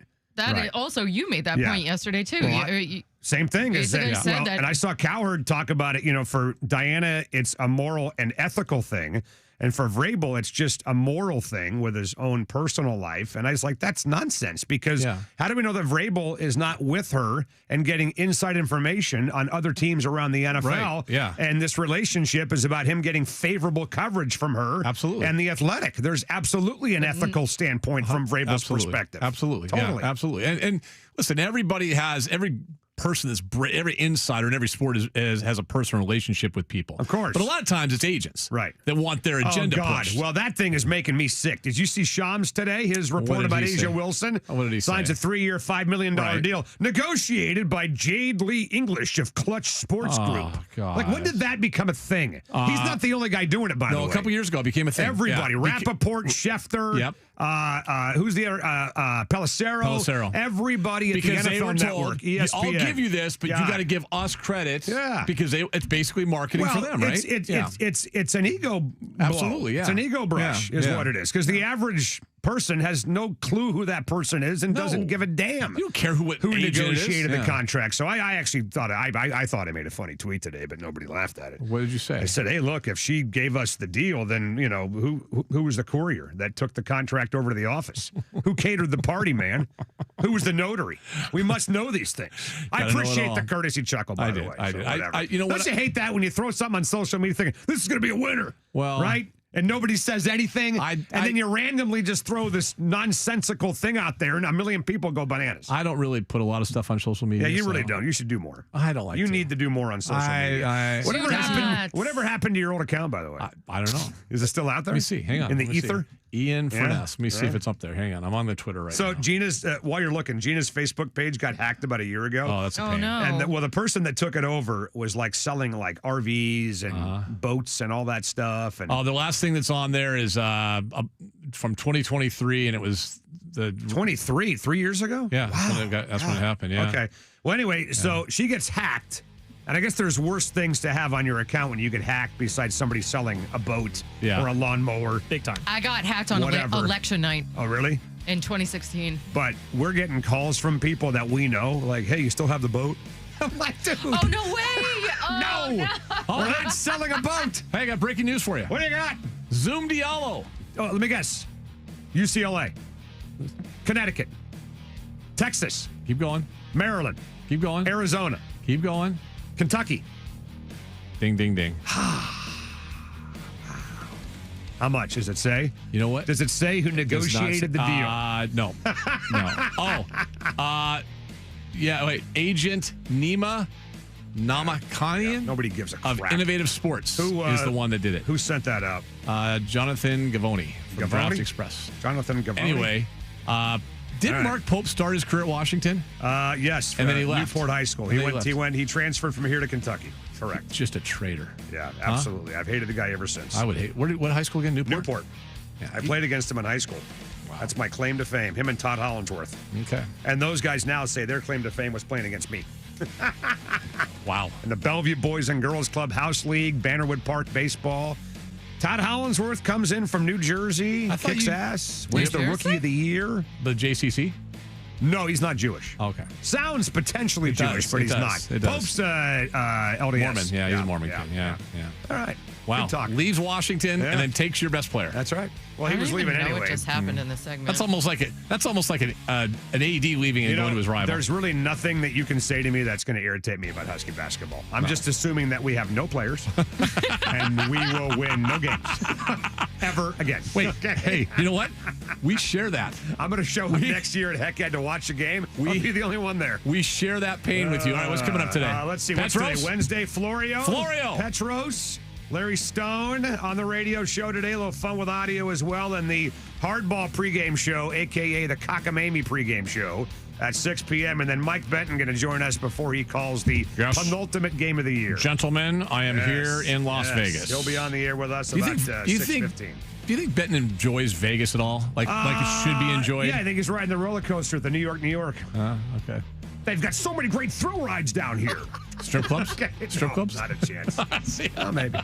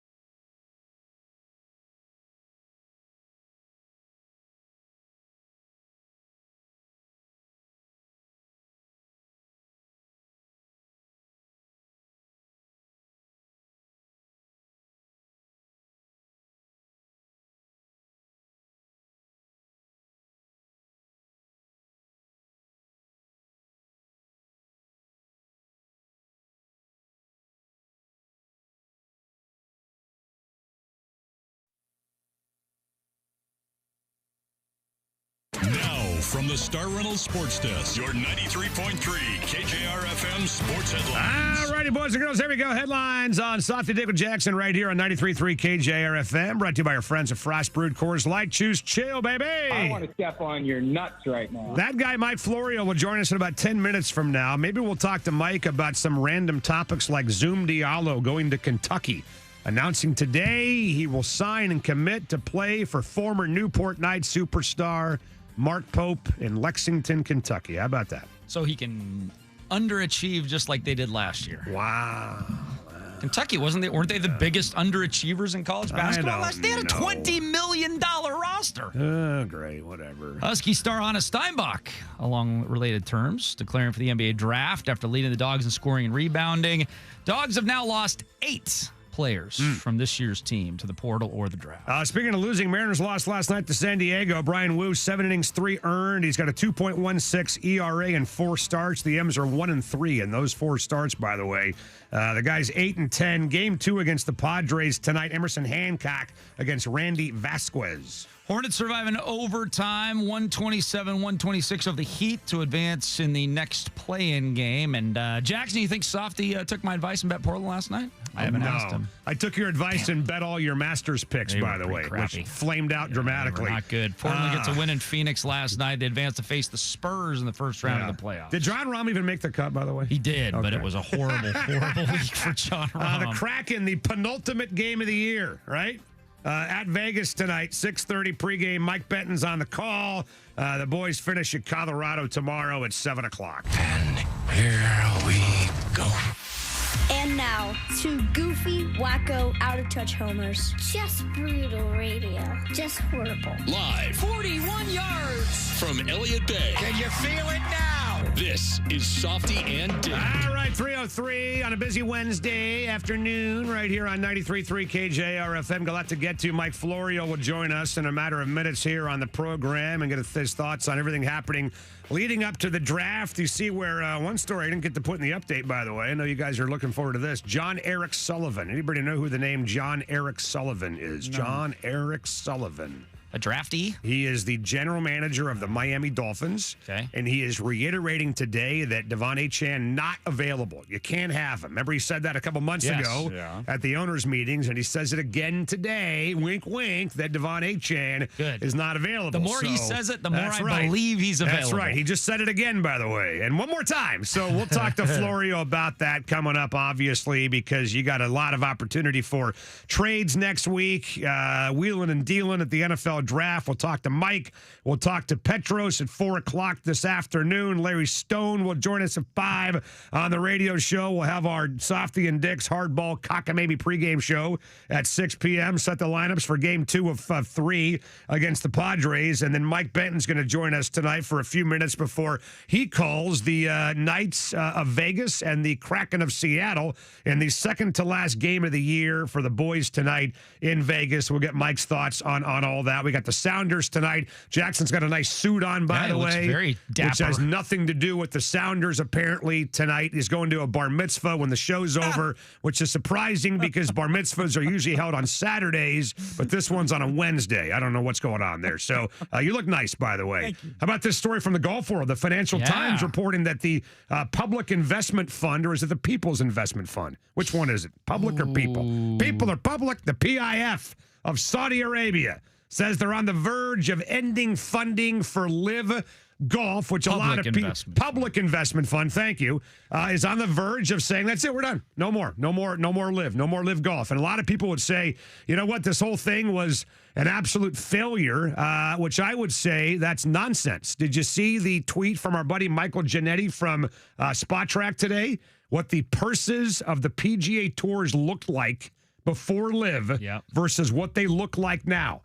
So all those bastards on the PGA Tour, like Rory, by the way, who initially came out against it, those guys are making 5x the amount of money now because of the Saudis. Which is why Rory did some serious backtrack dancing about a year ago. He was oh, wait a second. Maybe I shouldn't be against this because my salary's now doubled. Yeah, it's really amazing, man. There's a tweet out there. We'll talk about it later, what the purses have done since they came along. But Mariners lose last night. Just Brian Wu, another hard luck loser, man. 7 innings, 3 runs. He got a 2.16 ERA, and the M's are now 1-3 in those 4 starts. And I guess being a Mariner fan, especially early in the year, right, Dick? Like this time of the year, you're used to seeing good to great pitching get wasted by the Mariners. Absolutely. That they just go out and they give you 6 innings, 2 runs, 7 innings, 3 runs, 5 innings, 2 runs, games that back in the day would have been over and you would have won,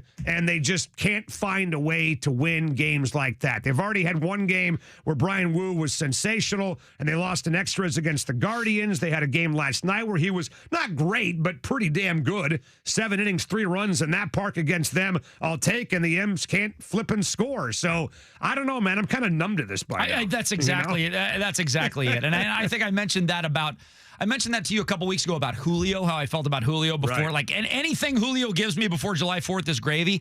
I kind of feel like anything the Mariners give me prior to, like, May 1st is gravy because they went to the American League Championship last year. They almost went to the World Series. They were 10-10 after 20 games. Right. They were 12-12 after 24 games 2 years ago. This is what the Mariners do. Right. They play mediocre baseball for the first 2 months of the season, and then they start to get going, and it's like a snowball downhill. They just get better and better and better as the season goes on. Well, look, I mean, is that okay, though? Yes, because where do you need to be the best? Okay.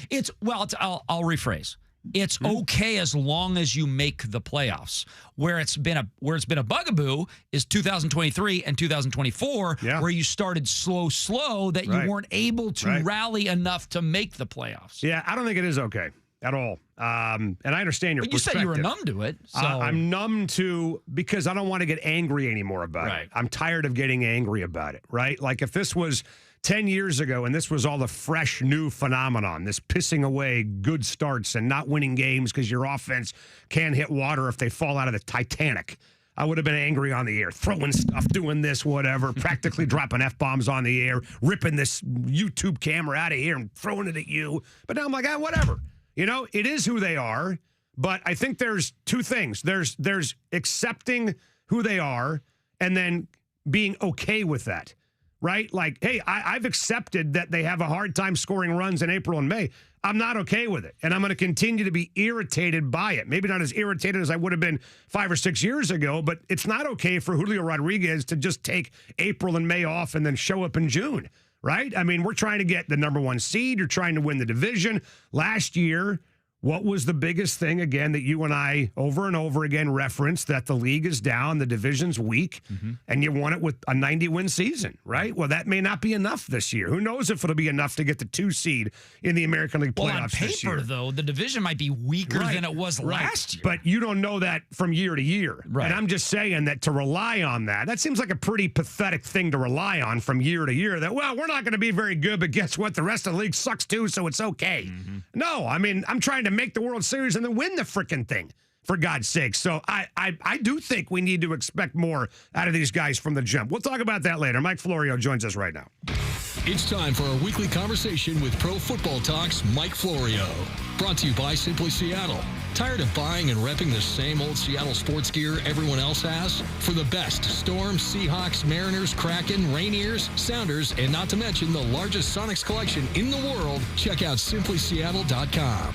Now with Mike Florio, here's Softy and Dick. All right, here we go. What's up, buttholes? On a busy Wednesday, our pleasure to talk to the absolute undisputed heavyweight champion king of the NFL media press corps. Man, are we lucky to have him on.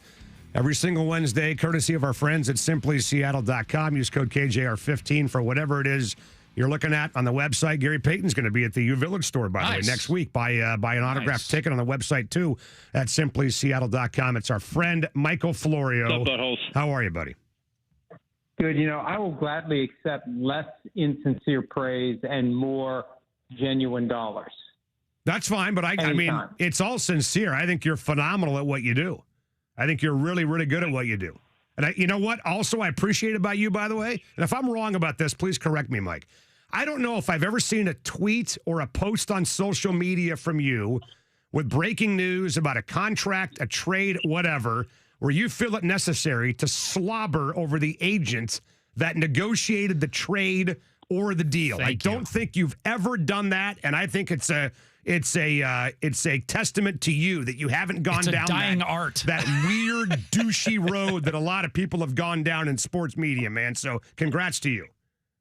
Well, and I appreciate that. And look, I tapped out of that game years ago when I saw it going down that road. I don't like the idea that you have to compromise, that you have to look the other way on certain things, you have to promote certain sources, you have to play certain games. But it got to the point where only the people who would play that game would be the ones who got the group text message with the transaction. And from my perspective, I'm fortunate. Business is established. People just want the information. It doesn't matter if we break it or someone else breaks it. And 95% of the news in this space anyway is stuff that's going to be announced sometimes minutes later. I try to get the 5% that they don't want us to know about. I'd rather spend my time and effort there. I think that's where the real magic happens, where we drive people crazy by uncovering secrets that aren't otherwise going to be disclosed. So I appreciate that. And I wrote something today on PFT because conflict of interest has become a hot topic over the course of the past week. And I tried to lay out all the different ways that the insiders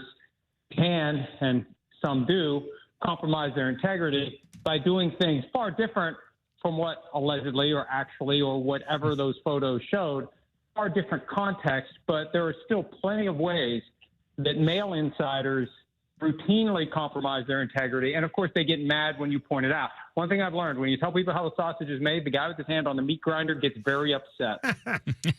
Well, let's go down that road, Mike. Why isn't Coach Vrabel getting criticized the way Diana Rossini is? Well, the question came up late last week whether or not there's a double standard. And there is a double standard because it's two different jobs. One person is a reporter, and that job relies heavily upon credibility and integrity and avoiding not just a conflict of interest, but the appearance of a conflict of interest. That is straight from the New York Times editorial guidelines, which apply by extension to The Athletic, because several years ago, the Times bought The Athletic. So that's why this was always, from her perspective, a potential problem and something the New York Times investigated. There are different standards and rules that apply to an NFL football coach. Now, I laid this out over the weekend. There's possibly something somewhere that the Patriots could use as the basis for investigating Vrabel, that the NFL could use as a basis for investigating. But one thing I've learned about employers over the years, and this primarily comes from the years I was practicing law, an employer has to want to activate the process. And how employers very often get into trouble is they activate the process against people they don't like, and they ignore the process as to the ones they do like. And so when it hits the fan, and I've represented plenty of people who were fired because of some policy that was applied to them, part of the case is, why didn't you apply to that guy? Why didn't you apply to that guy? Why didn't you apply? They all did the same thing, but only one of them gets in trouble. So there's a way if the Patriots in the league want to. Yeah. The reality is they don't want to, and there's nothing that's going to force them to, unless the end result of the Times investigation, and who knows if we'll ever know what the end result is, but they say they're going forward. If the end result is something that from a PR standpoint will compel the league or the team to do something, I think that's the only way there's going to be any questions for Vrabel. Mike Florio with us. Mike, I saw where John Spytek said the Raiders are getting calls for the number one pick, but people know where we stand, meaning he's not going to give it up. Should they consider trading that pick? I mean, look, they need a quarterback, but maybe they're better off grabbing somebody in next year's draft when the class is a little bit deeper and not maybe potentially reaching for a guy that may not have gone number one if not for there being really a thin quarterback class in this year's draft. Should they consider moving that pick and maybe finding their quarterback next year? Every draft pick is a lottery ticket, and you don't know whether that lottery ticket's a winner or a loser until you scratch it off. So unless you are 100% determined that the guy, whoever it is, and the Bengals did this 6 years ago with Joe Burrow. The Dolphins wanted to move up, and the Bengals continued to hang up the phone. Did they know with certainty that Burrow was going to be great? No. They were just being stubborn. I think you owe it to yourself as an organization to evaluate exactly what is on the table. Get the best offer out there and then make a decision. Now, if the initial conversations make it clear that they're not going to offer something that would get you to pause, then that's different. But to take the position we're just not going to do it under any circumstances, I think is short-sighted, because you could end up with a haul. Look at the Bears a couple of years ago. Now, they weren't going to take Bryce Young with the number 1 overall pick because they had Justin Fields, but they traded out of that spot, and they got a future first-round pick from the Panthers, and the next year they got the number 1 overall pick, and they got Caleb Williams. So it can work. I just think you owe it to yourself to look at all options before you make a final decision. Mike, paint the scenario where NBC loses Sunday Night Football to a streaming network, and how likely is that scenario?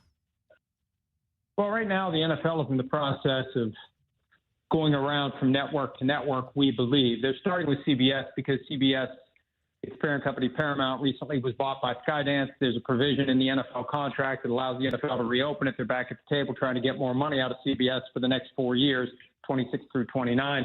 Reportedly, the $2.1 billion that CBS currently pays per year could go as high as $3 billion. The thinking is they're going to go to Fox next. Eventually, they come around to NBC. And if the NFL wants a significant bump, Amazon's in a better position to pay it. And the NFL could want, at some level, the Sunday night game to be on streaming, because as they try to push more people to streaming, they can say, well, we're moving to streaming because that's going where the world is. I think part of it, too, is they're trying to lead the world there with them. And if you have CBS and Fox and you can watch the 2 afternoon games on Sunday, and you can't finish the traditional football viewing day with that night game, you're going to have a greater feeling that you missed out. So I think there may be some people out there who have yet to get Prime Video for Thursday night because you deal with it, and then they watch the games on Sunday. If all of a sudden you've got to have Prime Video to get the Sunday night game, that could get more people to get Amazon Prime. So I think it's entirely possible. I don't know what's going to happen.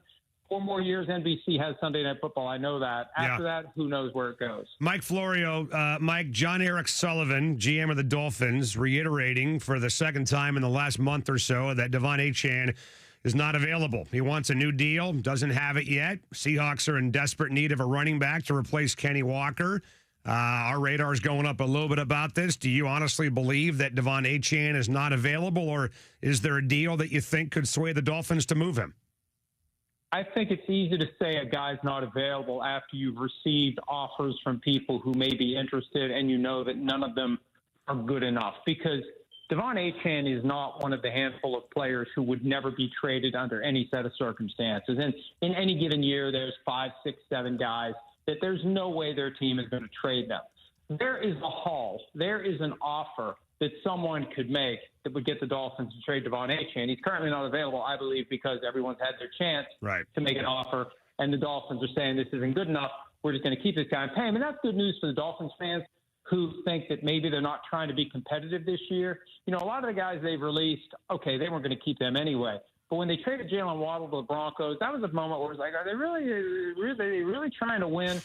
Keeping Achane shows that they really are trying to put the best team they can on the field this year if they end up paying him and if he shows up and if he's as productive as he's been. Mike, is Ruben Bain's draft stock going to drop for that role in the fatal vehicle crash 2 years ago, or is that kind of water under the bridge at this point? Those of us on the cool side knew about this for months. Okay. And you guys didn't. Right. We knew all about it. Because we're cool. We're insiders. Isn't that ridiculous? Yes. Your I hate duty that. is to the audience. Yeah, I hate that. Your duty is to your audience. If you are a reporter and you become aware of relevant facts and you do not report them, you are failing your audience. I don't understand how anyone, and then they'd have the gall to act like, oh, yeah, I knew all along. I despise nothing more in this space when someone says, when a report comes out, oh, yeah, I knew that. Yeah. Then you're an idiot for not reporting it. You're failing. You should be fired from your job for failing to do the thing you've been hired to do. So I think the only way this affects him, and who knows, because it depends on which teams are in a position to take him, who would have taken him without this. Like, we don't know, is there a team that definitely would have taken him without this and now they don't take him? This is the kind of stuff that makes owners skittish.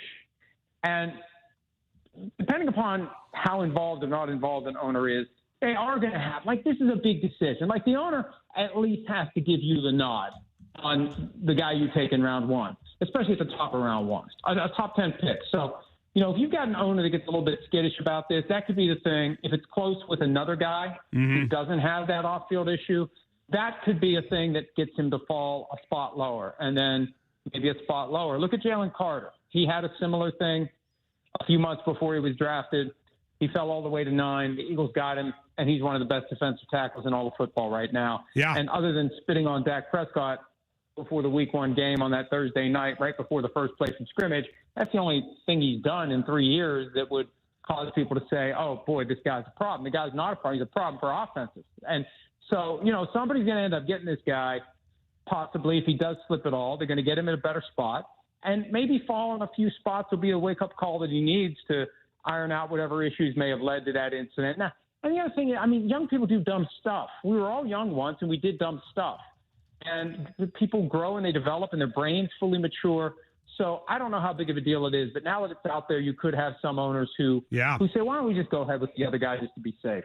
Well, I never did dumb stuff when I was a kid, and my brain has yet to fully mature, by the way. So I can deny both those things. But, Mike, before you go, we had our buddy Chris Price from the Boston Globe on yesterday. They're talking about the Patriots maybe getting A.J. Brown from Philadelphia. I don't know what the Eagles are doing with him. Is there a chance he gets moved next week? What's A.J. Brown's future look like? I think that if A.J. Brown gets traded, and a lot of people around the league believe he will be traded, right now the Patriots are the most obvious destination. It's a deal that happens after June 1 because that's when the cap charge for the Eagles this year becomes a lot lower than it would be if they do it before June 1. There's a chance the Eagles just bite the bullet, rip off the Band-Aid, and take the full cap hit before June 1 for a trade before June 1. All dead money accelerates into this year. I think it's more likely to happen after June 1. And Sims and I were talking about this on PFT Live today. The way Howie Roseman, the GM of the Eagles, talks about it, it's possible he's already got a deal in place, wink, nod. After June 1, we're going to do this trade, and we're keeping it quiet for now because it's in both teams' interest to have no one know which way the wind is blowing on this. But it feels untenable for A.J. Brown in Philadelphia. It's basically him or Jalen Hurts, and they're not ready to move on from Jalen Hurts, so they got to move on from A.J. Brown. Mike, you're the man. Great stuff, and we'll talk next week, all right? We got to figure a few things out with the draft and the mock draft, but we'll talk next week. Thanks, Mike. All right, see you guys. See you, bud. Mike Florio with us on the radio show. I think the Mendoza thing is interesting, Dick. If the Raiders are getting calls at number 1, I think Mike's right. I mean, I hope they're at least listening because I'd want my team to at least listen. And I'm just starting to wonder if this was a typical draft year and there were 3 or 4 worthy first-round quarterbacks, would Fernando Mendoza be going number 1?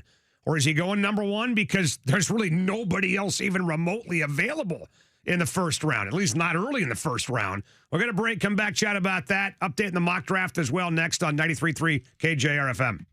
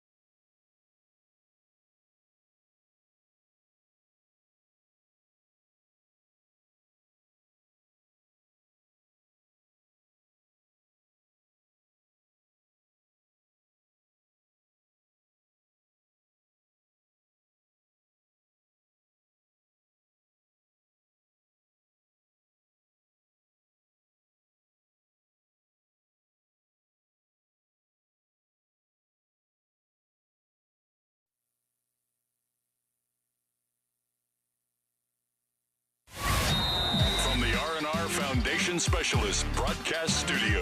Now back to Softy and Dick on your home for the Huskies, Kraken, and the 12th man. Sports Radio 93.3 KJR FM. All right, Dick, ask me if there's any spots left in the Mahler Millen mock draft next Wednesday. Go ahead.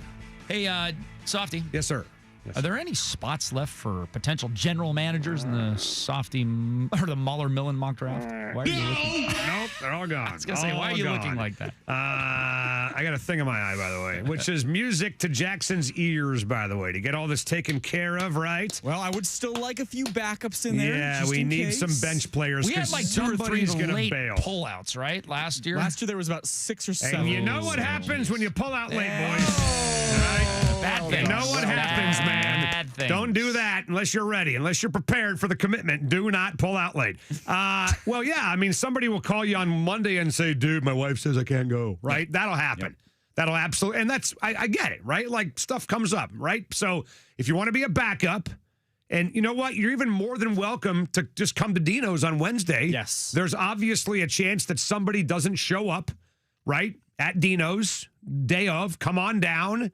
Enjoy a burger and beer with us. Have some fun. It's right across from the VMAC. Maybe when the mock draft is over, we'll bump into John Schneider. You never know.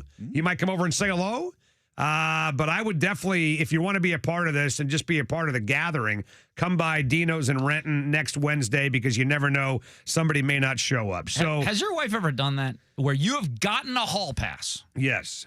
And then she pulls the hall pass after giving you the hall. I can't all the time. ever remember that happening one time. Well, there's reasons for it, like maybe one of the dogs is sick or something, or something's come up. But you're just saying pulling it just to pull it, right? Yeah, in the hospital. Okay, there's those type of. I'm just saying, no, I'd rather go do this, or we have to go meet with these friends tonight. I forgot about that. Have you ever done that? No, not often. I mean, I can't remember one. I mean, normally if there's something that comes up, it's usually animal related in my house. Because we got 5 of them that we got to deal with, 3 dogs and 2 horses.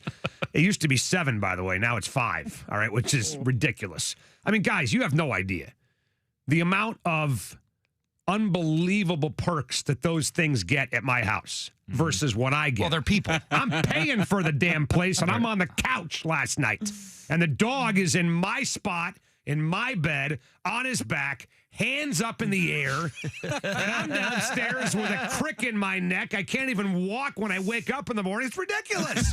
They eat like kings. They pee wherever they want. They poop wherever they want. They sleep whenever they want. So does Gina get none of them mad have jobs. if you come to the bed and pick the dog up and put him on the floor? The Gina gets mad on the floor. Floor? You kidding me? I'd have better luck if I kicked it versus putting the dog on the floor. Come on, man. Yeah, I mean, I'll get in bed and DJ will walk over to the bed and he'll start scratching me like, can you please move? It's unbelievable. I have just been knocked down peg after peg after peg in my house because of those dogs. I'm like, am I the only one? That's good for the ego. Am I the only one? My cat brings the has ego sort of down. started to run my wife's and I life. Like we really are wake up at 6 o'clock, not because we want to, but because the cat's meowing at us at 6 o'clock. Right. And meowing to like go downstairs and give him water out of the sink because he refuses to take water out of his automated faucet. 100%. Have to turn on the sink for him. 100%. Well, dude, I got a dog that drinks out of the toilet, by the way. And so I put the seat down. Yeah. And so he won't do it. He'll walk to the toilet with the seat down, look at me and said, can you lift that up, please, so I can drink? And then Dudley, our middle one, will only eat his food if there's shredded cheese on top. Oh, yeah, you told me about that, which I'm sure is great for the digestive system of a dog. So we got about 6 big Costco-sized bags of shredded cheese in our refrigerator. And he'll eat the cheese first and then look at me like, I need more cheese. Like, he's like, can I have more cheese, please? I'm not going to finish my kibble until you give me more cheese. It is amazing. You're exactly right, Jackson, how they run our lives. But anyway, the mock draft is Wednesday, the real draft on Thursday. And look, I'm just tossing this out there because I actually like Fernando Mendoza a lot. I think he's a gamer. I think he's a warrior. He impressed the hell out of me in that Miami game, dude. I mean, he was really, really amazing. He's a great leader. His teammates seem to love the hell out of the guy. He's a gigantic goober, which makes him even more attractive for me because I never feel like Fernando Mendoza is going to be the kind of guy that you'll read about for the wrong reasons in the news, right? Like the dude is as wholesome, apparently, as it gets. He's going to skip the draft so he can go back and watch the draft with his mom and dad. Doesn't want to be there in New York City. right? He cries. He's emotional. I love all that stuff. So I'm not saying I don't like the guy, and I'll be rooting for him like mad. I think he's a great player. But I just wonder, is Fernando Mendoza being talked about as the number one pick because the Raiders have no other option, or because he is truly worthy of the number one pick this year? I think he is only worthy because it's 2026. And you know how I am on draft picks. I would trade.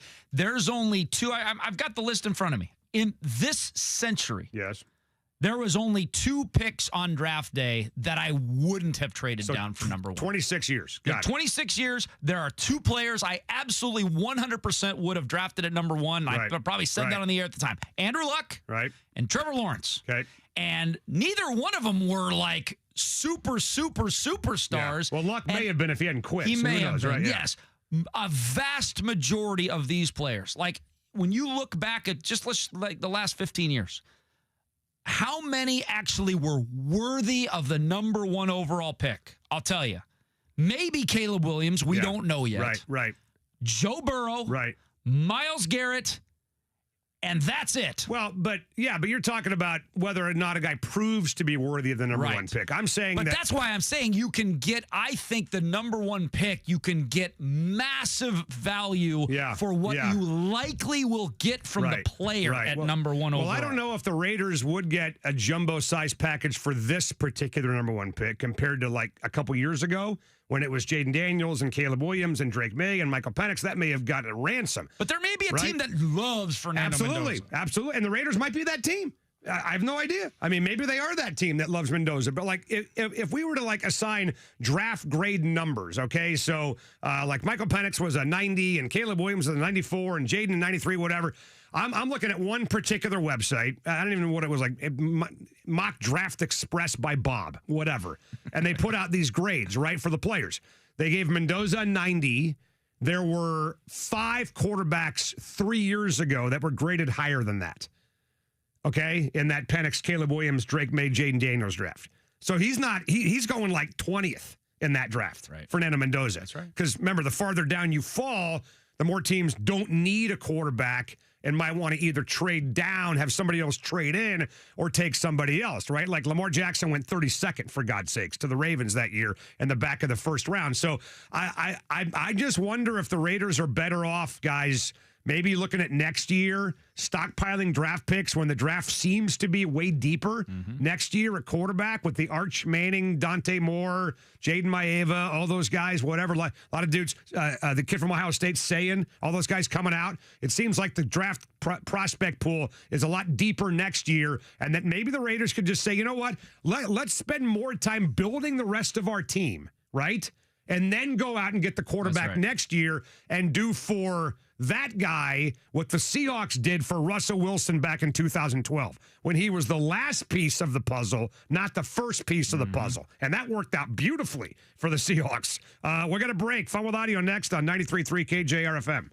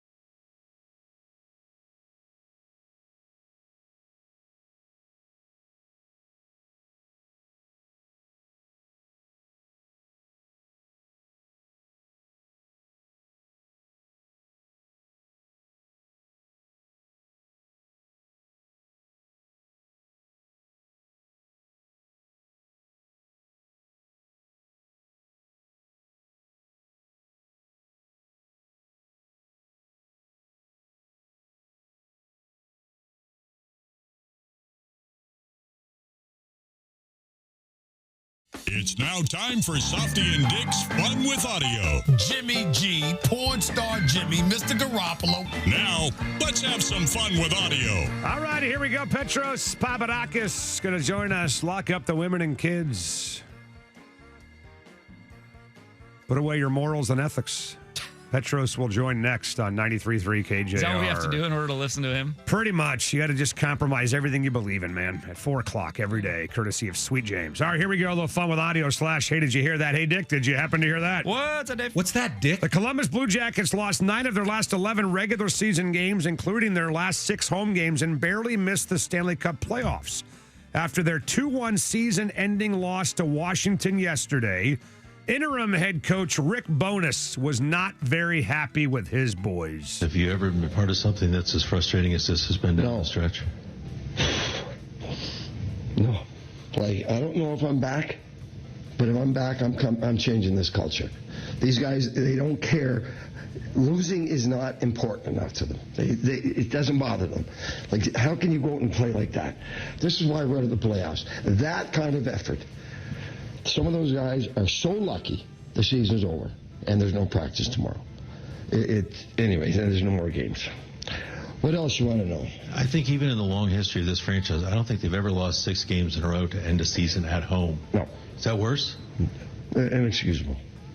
If they're not embarrassed by, not only tonight, by that, they're on the wrong team. They are. They got to be embarrassed with that. Anything else?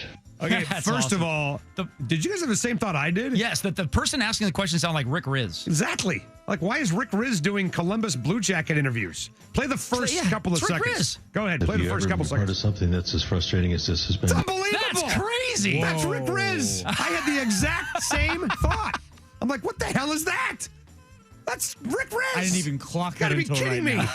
You know what I'll do next time I see Rick Riz? I'll have him voice, write that up for me, like transcribe it, and I'll go have Rick read that, and then we'll compare it to that guy.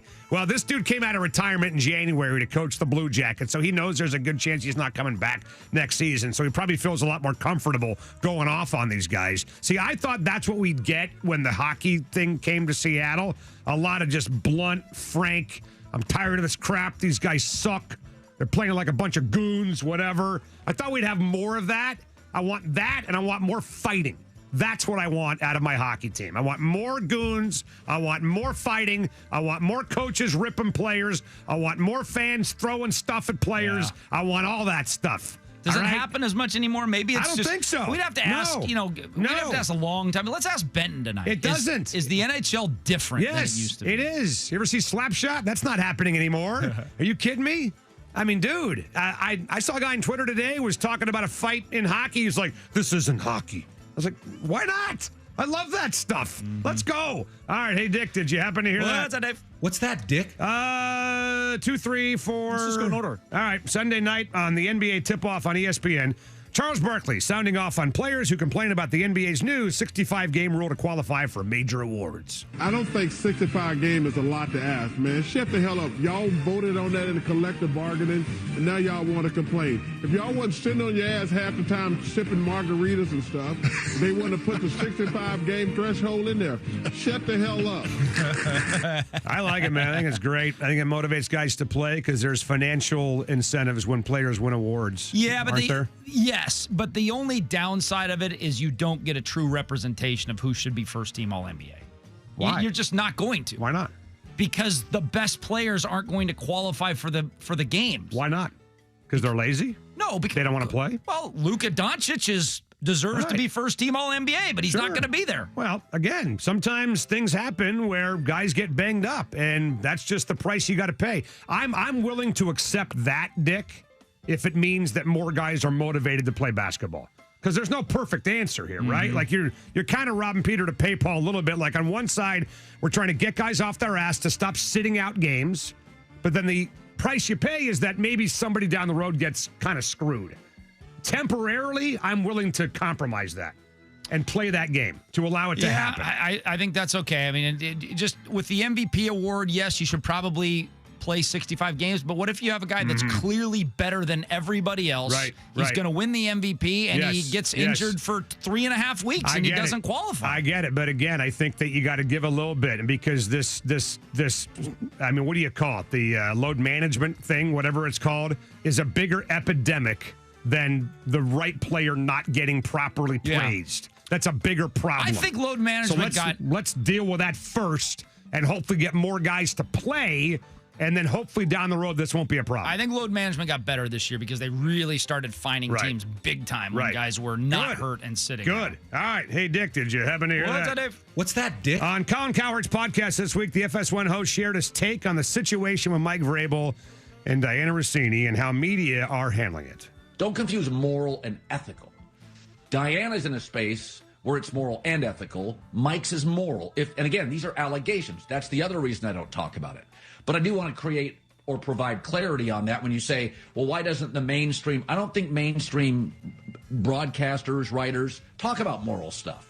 If it becomes ethical, if a reporter gets fired for this, then that means the New York Times discovered ethical breaches. Yeah. Therefore, the mainstream media comes in to discuss.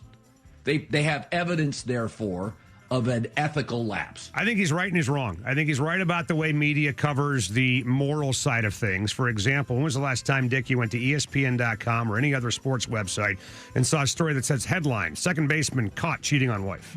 You don't. Like, they just don't report on that stuff. Because it would be the whole page. That's somebody's, yeah, probably be the whole page if you did it with society in general, right? But that's private stuff. It's handled between man and wife, husband and wife. It's a family matter. It only matters if it impacts the news and the sport and the business that they're covering.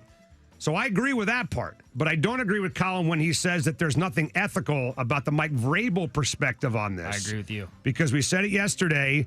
What if he's using this to gain information on other teams? What if his relationship with her is about getting favorable coverage that could potentially maybe help him down the road? So I think there's ethic problems on both sides. Yeah, I totally agree with you. I mean, what's to stop him from getting draft information from the Buffalo Bills and the Miami Dolphins? Whoever, right. You know? Totally. Yeah, I agree. All right, we got time for a few more. Yep. Hey, Dick, did you happen to hear that? What's that, Dave?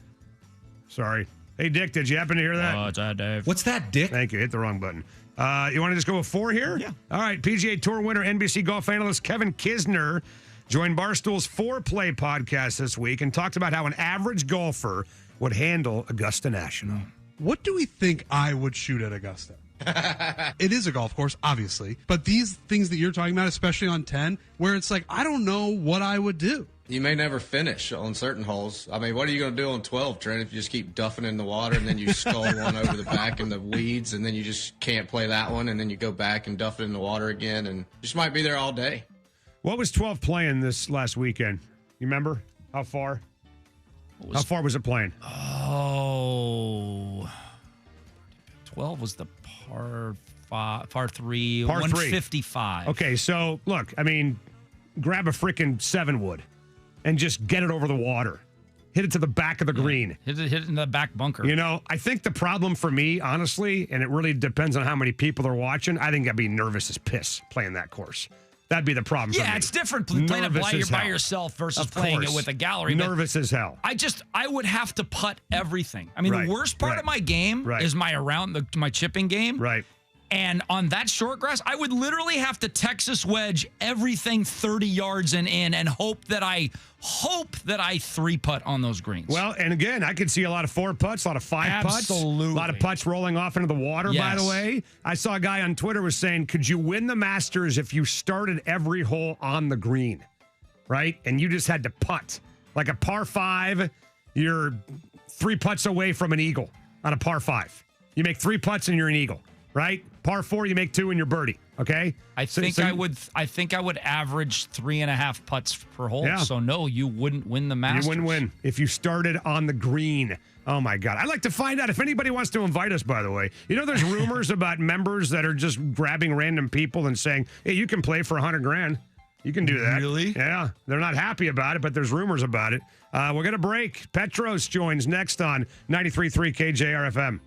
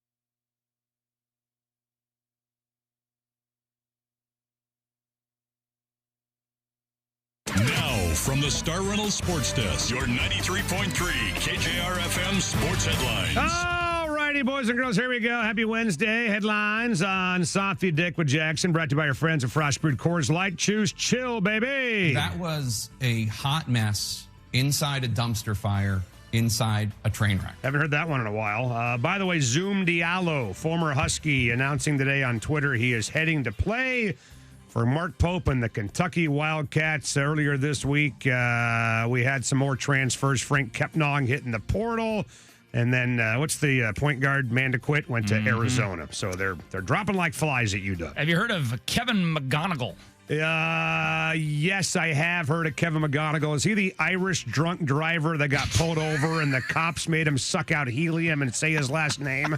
Have you seen that video, by the way? It's freaking hilarious. But that's a fabulous answer. That's a different one. That is fabulous answer. We got to play you know what? I'll find that clip and I'll play it. You'll laugh your ass off. Hilarious. Kevin McGonigal's a shortstop for the Tigers. Yes.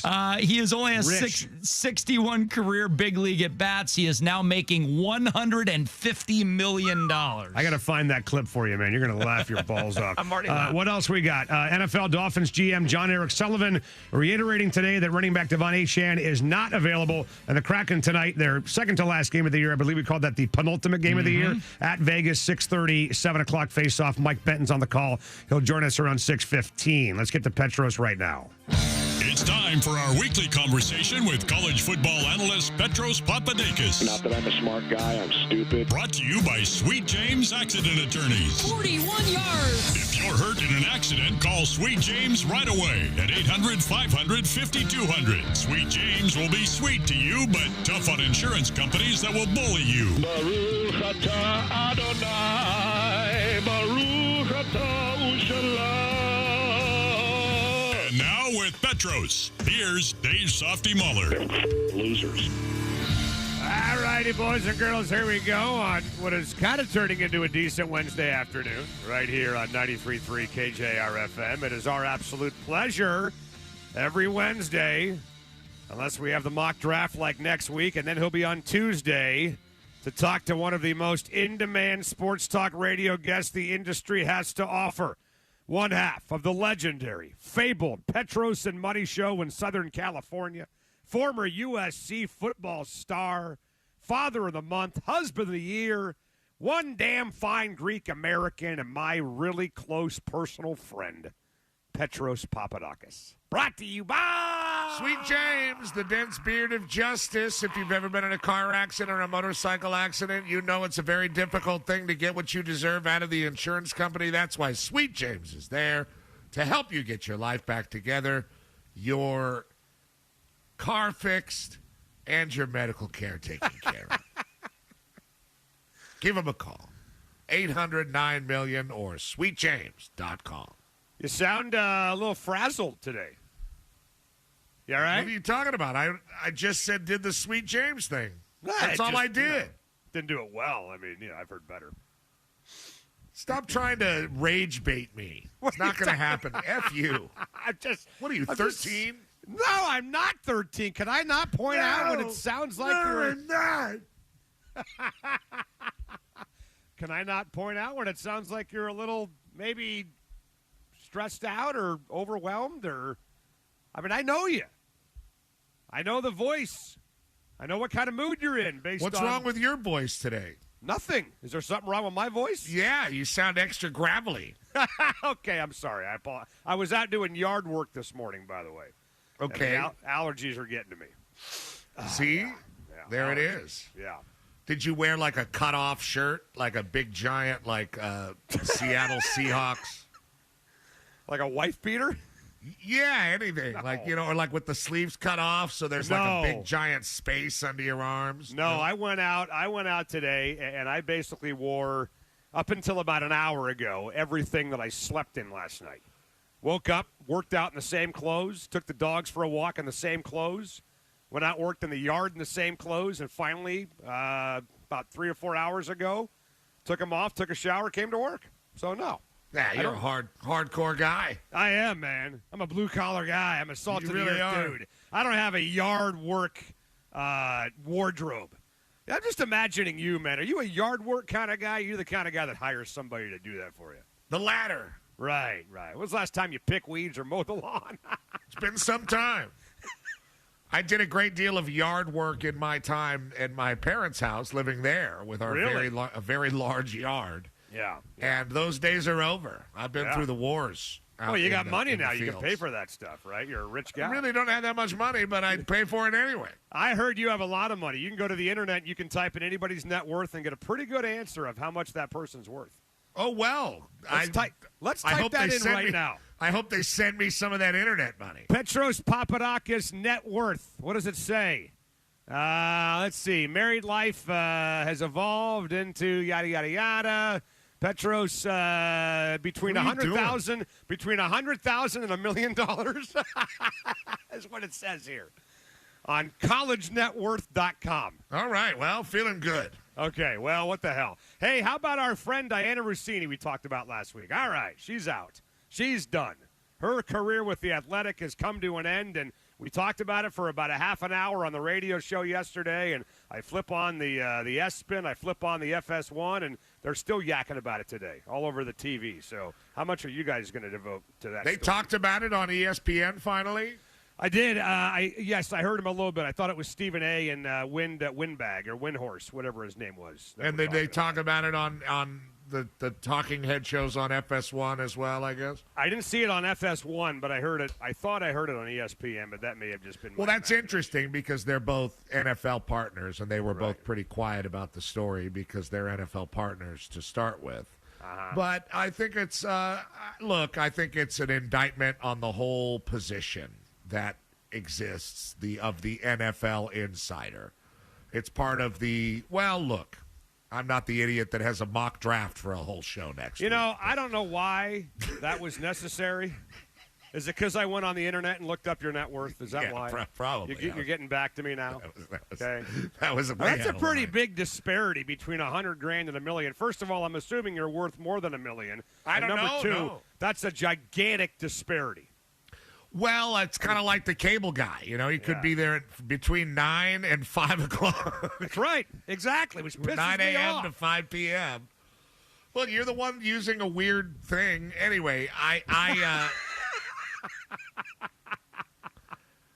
think I think the one there's not much else to say about the Diana Rossini thing. I think we all know the deal. I think the larger indictment is on the whole career of an NFL insider, or what that actually is, or an actual NFL reporter. I think a lot of questions about, and it's not about women or men, because the men are just as bad and just as leveraged.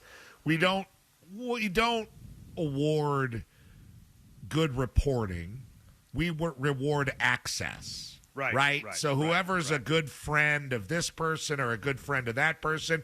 Now, you remember Peter King? He's still around, but he's not as active as he used to be. But I mean, Peter King was friends with everybody, right? Everybody, all the coaches, everybody knew Peter King and this and that. But everybody also depended on him being a really ethical guy, right? In the way he kind of handled himself. And he did, and that was great, and he was kind of a good example of how you were supposed to go about doing it, I guess. And then Jay Glazer came along, and Jay Glazer became a power player in a lot of ways. Like, I know that Jay Glazer got Sean Payton in his interview with the New Orleans Saints. And I know that the interview didn't go that well the first time, so he brought him around a second time and said, we're going to do this again, and you're going to get it right. And now Sean Payton gets that job and wins a Super Bowl. What do you think Jay Glazer and Sean Payton are going to be like for the next 30 years? Yeah. Tight, thick as thieves. Same thing with Mike McCarthy. Yeah, he's getting jobs for Mike McCarthy and getting him in front of people. And that's not an NFL insider. That's more like an NFL power broker. That's more like an agent. Like an agent. NFL mover and shaker. And they don't pay Jay Glazer to break news anymore. Right. During the week. We talked about that, I think, last week. They pay him only for the shows on Sundays. Well, you said you said there's not much more to talk about. I mean, the Vrabel side of it, how come he's not taking crap? Why is he not getting drugged through the mud? He hasn't even addressed the media yet. They got a draft next week, and he's blowing off the press. Because, well, you know why he's blowing off the press. Because he can. Yeah. I know why. I'm just saying it's, come on. Yeah, and I guess that's the answer to the whole thing. I mean, you just answered your question. Because he can. Right. Because the people that are in the information world are trying to get access to him, not the other way around. And that's probably the crux of one of the problems here. But we've created, and look, it happened with the Shamsharoon balloon, Shamsharania. Yeah. And Woj. I really like Woj. And he was a great guy and came on our show and did a lot of great stuff for years before he started working at ESPN, Adrian Wojnarowski. Mm-hmm. But that doesn't change the fact that eventually at some point the NBA said, okay, you're the guy, and you're going to be the guy that breaks the news. And, yeah, we're going to trickle around some other news to Sal Palantonio or this guy or that guy. But basically, you're the news guy for the NBA. That's what they told him, right? I made a joke about Sal Pal. I know. Sorry. I didn't know if I should laugh. No, it's okay. You shouldn't. Kind of went right over my head for a little Yeah. Sorry. And that's kind of weird, right? That the league would anoint one guy, and then, of course, Adrian moves on and does something else, and they anoint another guy. Right. And now that guy's getting into a tiff with a head coach, Doc Rivers, publicly. Right. And no one's talking about the fact that this guy is basically working for the NBA. And if he's not working for the NBA, he's working for LeBron. Right. Because he has a bunch of ties with Clutch. Anyway, we've created this entire oyster-colored, gray, blurry, foggy world of access and journalistic integrity that just doesn't really exist anymore. Because, I mean, and in the case of the NFL, and it's just like you guys with your draft, we've created a year-long immersive NFL activity book for everybody to live in. And that's why we do the draft, because it's I think everybody, the NFL is hot all year round. Yeah, and you're right. Yeah. It has one of the symptoms of that, I guess, is the role of the insider and the never-ending information. And really all that information is somebody leveraging somebody else from some direction or another. It's not really just information. Really, it's more just leverage or at best, at worst, just white noise filling time. And I resent it. I always have. I'm upset for the young woman. But you know what? If she just sat there reading a prompter, nobody would care who she was interlocking fingers with. Yeah. Well, and I'm also, the other point I love that people. Interesting. That's Am I wrong? Angle. So she was just like a studio host, right? And not out in the field and chasing down stories. It wouldn't even matter if you're out in the field. Whatever. Like if you're an NFL insider, you deal in NFL information. It's that's a blurry world, and even if she's not doing what we obviously know that she's doing, let's say she's not, and they're innocent photos, they're still not innocent given her role and her career. Not innocent at all. As far as Vrabel goes, I may have said this on your show last week, it is by far the most romantic setting I've ever seen a guy in a flat top in. It's pretty swanky from what I've been told. Well, and that's the other thing that I think that a lot of people have been pointing out. That Millen's been there. He took his wife. Oh, that's cool. Yeah, it's a nice place, I'm sure. Yeah. Well, that's where you take your wife, right? Right. Yeah, Millen, you notice Millen didn't say I was there with Steve Ettman and Rashawn Sheehy and Mario Bailey. No. Millen was there with his wife. That's a great point. Yeah. And that's the point here. A lot of people have made this point, but it bears repeating. That's the only girls' trip I've never seen a one photo of. Right. Where are your friends? Where's the Bellini drinking? Where is the crystal sound bath? Where is all the things that you do? when you're on a girls' trip. And for Vrabel, what a guy's trip in Sedona?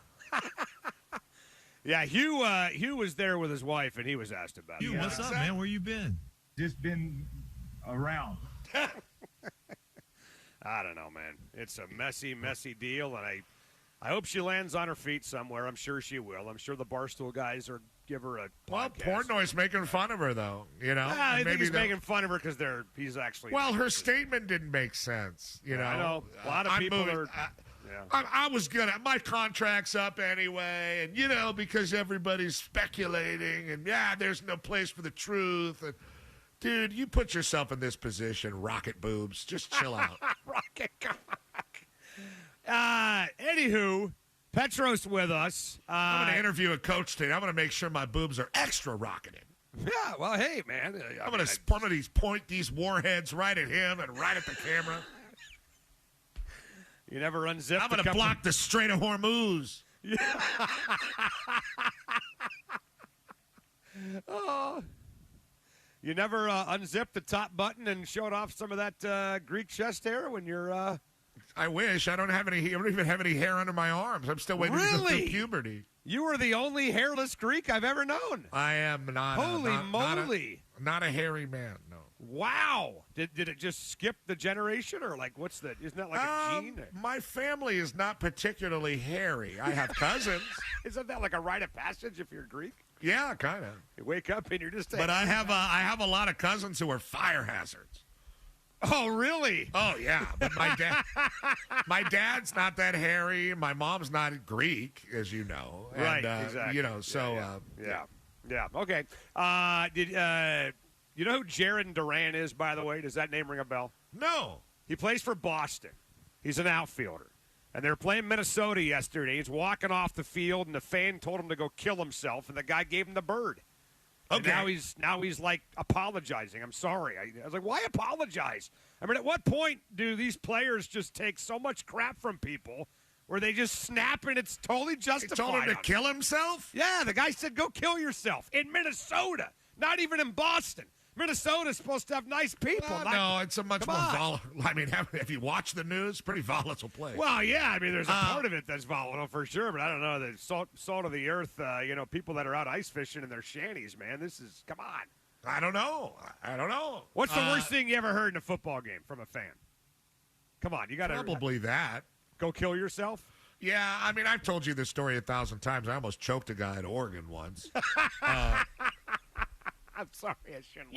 At Oregon, they probably don't have it like this anymore. But when you used to leave the visitors' locker room, you had to walk through the crowd, a concourse area. Yes. Same thing at Wazoo, by the way. Yeah, well, Wazoo's like that, very, very much, and Corvallis was like that for a long time. But I don't know if it's still like that. Some of these still are, where somebody holds up like a string partition or a ribbon, right? And correct. you basically walk through a crowd, and we had lost to Oregon, and we're walking out, and I had played a lot in the game, but one guy's like, "Hey, 35, your uniform's clean," and I was like, "Ah!" I almost killed him. And it was like, dude, it's turf. Everybody's uniform's clean. You a-hole. What's the matter with you? Fat-faced, bearded Oregon douche, in a North Face vest. Yeah, that's what they all look like. Right. Yeah, they're all. That's what you say. That's who you are. Well, you would have been justified, man. You would have been justified. Yeah, I'm just saying kill that guy. There's a point in time where we got to stop letting these fans. We had a guy flip off, even way back in the day. We had a guy flip off the crowd at Martin Stadium. Yeah, and one of our guard, Jason Grain, our right guard, and he had to apologize. That's BS. BS. Shouldn't have to apologize. Well, I'm sorry that we have to move your visit next week to Tuesday. We have the month. Usually you just fire me for the whole week. So well, you want next week off? No. I love said no. Yeah, well, we'll have you on Tuesday, and then we got the. I can't wait to talk about who the Seahawks might draft. I mean, why not? Picking 32, baby. Yeah, that's where you pick when you're the champ. It's important to have a show. It is. We're going to go over all the picks on Wednesday. And then get to 32 at the very end of the show. That's right. And then Hugh decides who made the best selections, and we give out prizes. When does he show Sedona pictures? Come on, Here's me interlocking fingers with Mrs. Millen. Here she is with her hands lightly touching my hips. I got to ask him if he's got any pictures from that trip. Here we are in a jacuzzi all alone. Oh. Okay, that's pure nonsense. And then the lights go out. I just like the fact that there's a PI with a long camera like 300 yards away. Yeah, where's the juicy stuff, man? That's my concern for her. is Well, that they were probably somebody is sitting on something worse. No, I think they were probably very discreet. Yeah. They went up to that rooftop and thought everything was okay, and there was a dude with a long camera. Okay. Hey, we got to go. Dick's back, by the way. You came back yesterday. Oh, it's He's good. on. He's back next. Okay. Dick knows all about those long cameras. We got Why? Why, Dick? Larry Why? Stone joins at 5 talking some baseball on 93.3 KJR FM.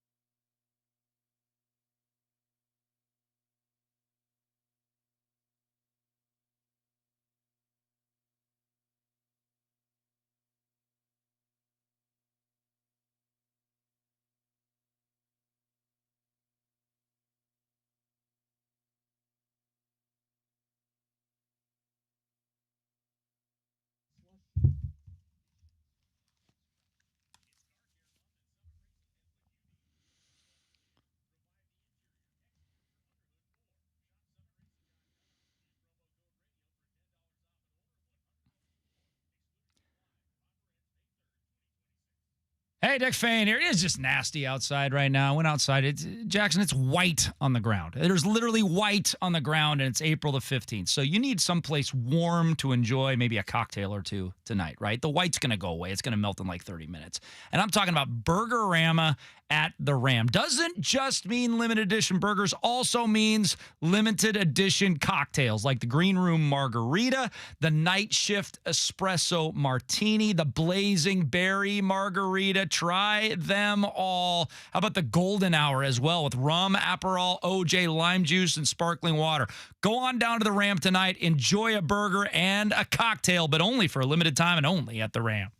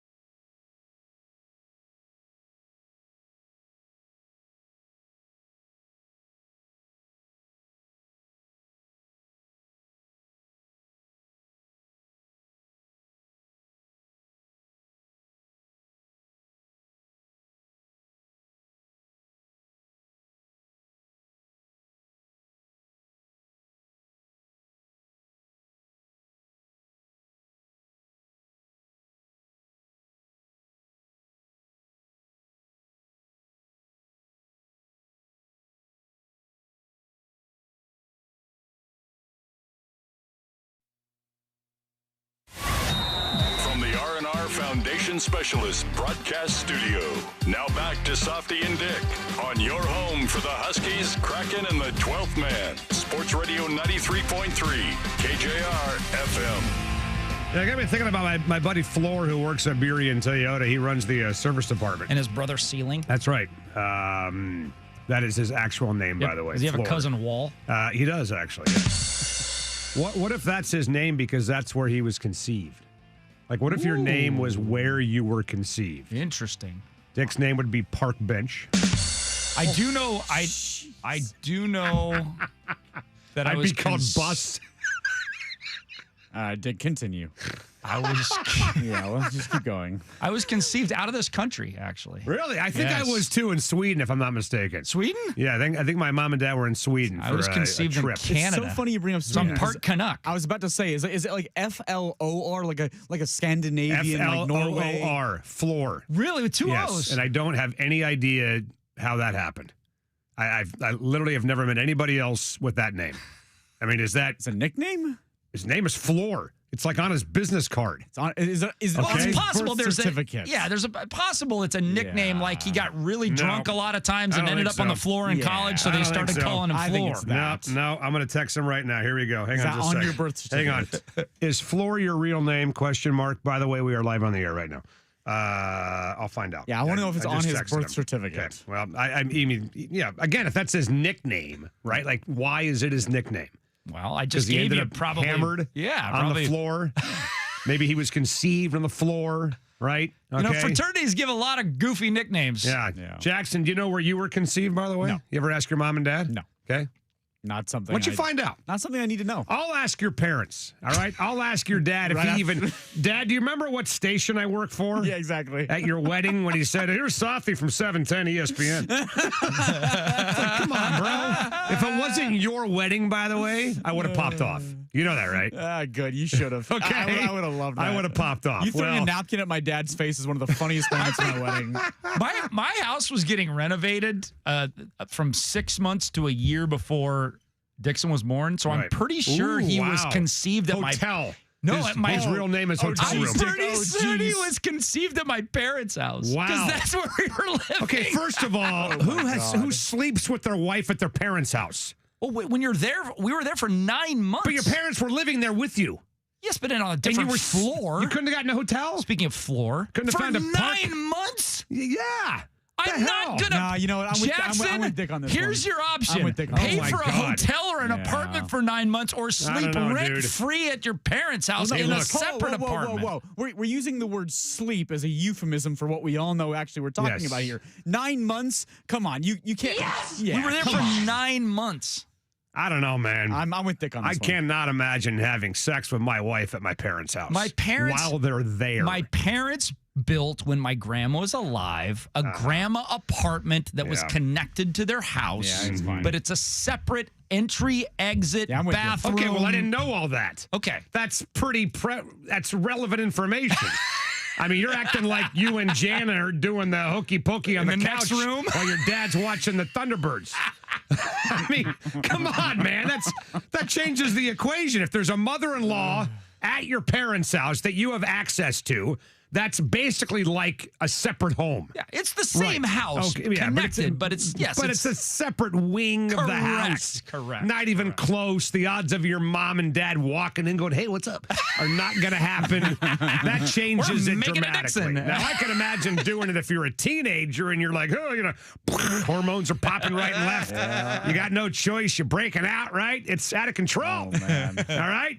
That I can see, but that changes the equation a little bit. So how do we get here from floor going right now? Well, we started with floor and we got to conceiving. Willie from Beery and Toyota just texted me and says, yes, that is his name. He's from the Netherlands. Exactly. But his name is thinking. spelled Floor. F-L-O. What the hell? I've never heard of a guy from the Netherlands named Floor. Yeah, I mean, funny enough, I just watched a movie called The Worst Person in the World. Great movie, I believe, from Oslo. Yes. And they have very interesting names, and that might make me think of maybe that person is from Sweden, Norway. Can you type it in? Here's what AI says. Right. I asked if Floor was a Nordic name. It says, no, Floor is not a Nordic name. It's a Dutch feminine name. Wow. So he's transitioned. Is that what It's you're telling often. me? Is that what you're telling me? Hey, man, to each their own. I'm cool. It's derived I'm from cool. Latin meaning flower or blossom. You do whatever the hell you want. Of all things, Flower or blossom. Great. So his parents had sex in the kitchen, then moved to the garden. It is a And then popular made four. gender-neutral or feminine name in the Netherlands. By the way, I have another question for you guys now that we're on this topic because we're way late here. There's no reason to start anything legitimate. The hell with it. Let's just blow this segment to This is Kingdom better Come. anyway. When you're on the phone with somebody, all right, and you're done with a phone call, whose responsibility is it to hang up first? The one that initiated the call or the one that received the call? Because I cannot tell you how many times in the last couple of weeks I have ended a phone call and the other person does not hang up, and I'm staying on the line. I'm hearing what's going on. Depends on the I'm hearing some unsavory things happening Softy. on the other end. Softy. Whose responsibility is it to hang up first? Dick, hang on, because it's funny we bring up this topic because of what happened last year. This has already been talked about on the air. What? We've already told the story of what happened last year at the Tacoma Rainiers game with Hugh Millen on the line. We've already said this. We've already talked about this story on the air. The fact that the phone didn't get hung up, Dick Fane. Yeah. You got all mad because he heard other conversations going on in the background. And and I believe, Dick, you talked about how it's the onus is on the person who is calling to hang up the phone. So if I call you and we have a conversation, it's then on me to end the call. Yes. That's what I never really thought about it. I guess, I mean, that was the whole point of that whole thing that happened last year. My wife does that sometimes where she'll just I'll say bye and she'll say bye and then I'll be driving or whatever and it just still says Jana on the phone. And like 10 seconds later, I'm like, hello? And she's like, hi, I'm still here. I was like, yeah, but you said goodbye. I'm driving, so I'm not touching my phone right now. Context. Yeah, but you can use your little touch screen to hang up, yes, though. Yes. Right. I usually 99% of the time I hang up. I Not don't 100% understand of the time. why it's so hard for some people to hang up the phone. Like, I've got 3 or 4 buddies of mine, and they're like literally the 3 or 4 guys that are known for this. They do not hang up the phone, ever. It's like an allergy. They just don't either want to do it, know how to do it, or just physically cannot do it. And I don't know what it is with these people. Do you get some good conversations all the afterwards? time. All the time. And then I feel bad, right? Like sometimes you want to stop, like, hang up the phone, man. I shouldn't be hearing that. Never talking crap about you? Well, sometimes, yeah. Busting my balls, whatever. It's nothing bad, but that's what happened What if last you hear year? something you're not supposed to hear? Yeah. Right? What if they're with their significant other? Ooh, what if right? it's- What if they're in their mother-in-law apartment at their parents' house doing the hibbity-bibbity? What if you're talking to Mike Vrabel? Whatever. Anything. Anything. I just don't understand why it's so damn hard for some folks to hang up the phone. So Jackson says the onus is on the person who initiated the call. That's not what I'm saying. That's the point, Dick, you made last year with that whole situation. All right, so I need a believe ruling it's then. context. Context. Yeah, so if somebody is rapping, hey, I gotta go, or it's all about the context of the How call. about we all agree on this? Whoever initiates the end of the call first is the one that hangs up. Hey, I'll see you later. Because somebody's got to be the first, unless both people at the same time said, all right, got to go. If you initiate... Which never happens. If we're talking for 10 minutes, 15 minutes, whatever, and I was like, all right, I got to go. So whoever does that, then you got to starts hang the up. process of finishing the call, That's fair. that person hangs up first. 100%. All right, can we all just agree on that Yes, then? because a lot of times I can't even remember if I Yes. made the call or somebody Yes. else made the call. If you're talking for 15 minutes with somebody, you're like, did I call them? Or they Well, call me? I don't imagine remember. like if you're on an AT&T phone and your wife's in Alaska for 9 months. If you hung up, you wouldn't have 2 great kids. Sorry. Testimonials That next. commercial's been played a lot, man. You think?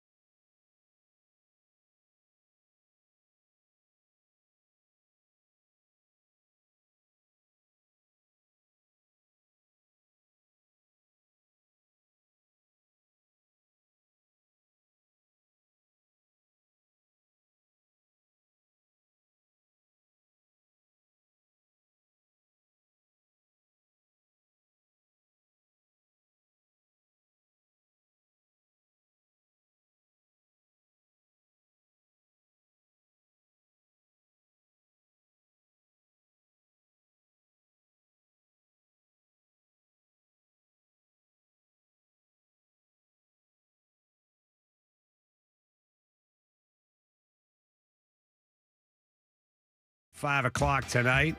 Mike Benton. We're going to ask Benton what adult cabaret he was hanging out in last night in Vegas before tonight's game. You know, he would have a stroke on the air if I asked him that. No kidding. If I asked him on the air, what strip club were you at last night? What? Huh? What? Fish out of water.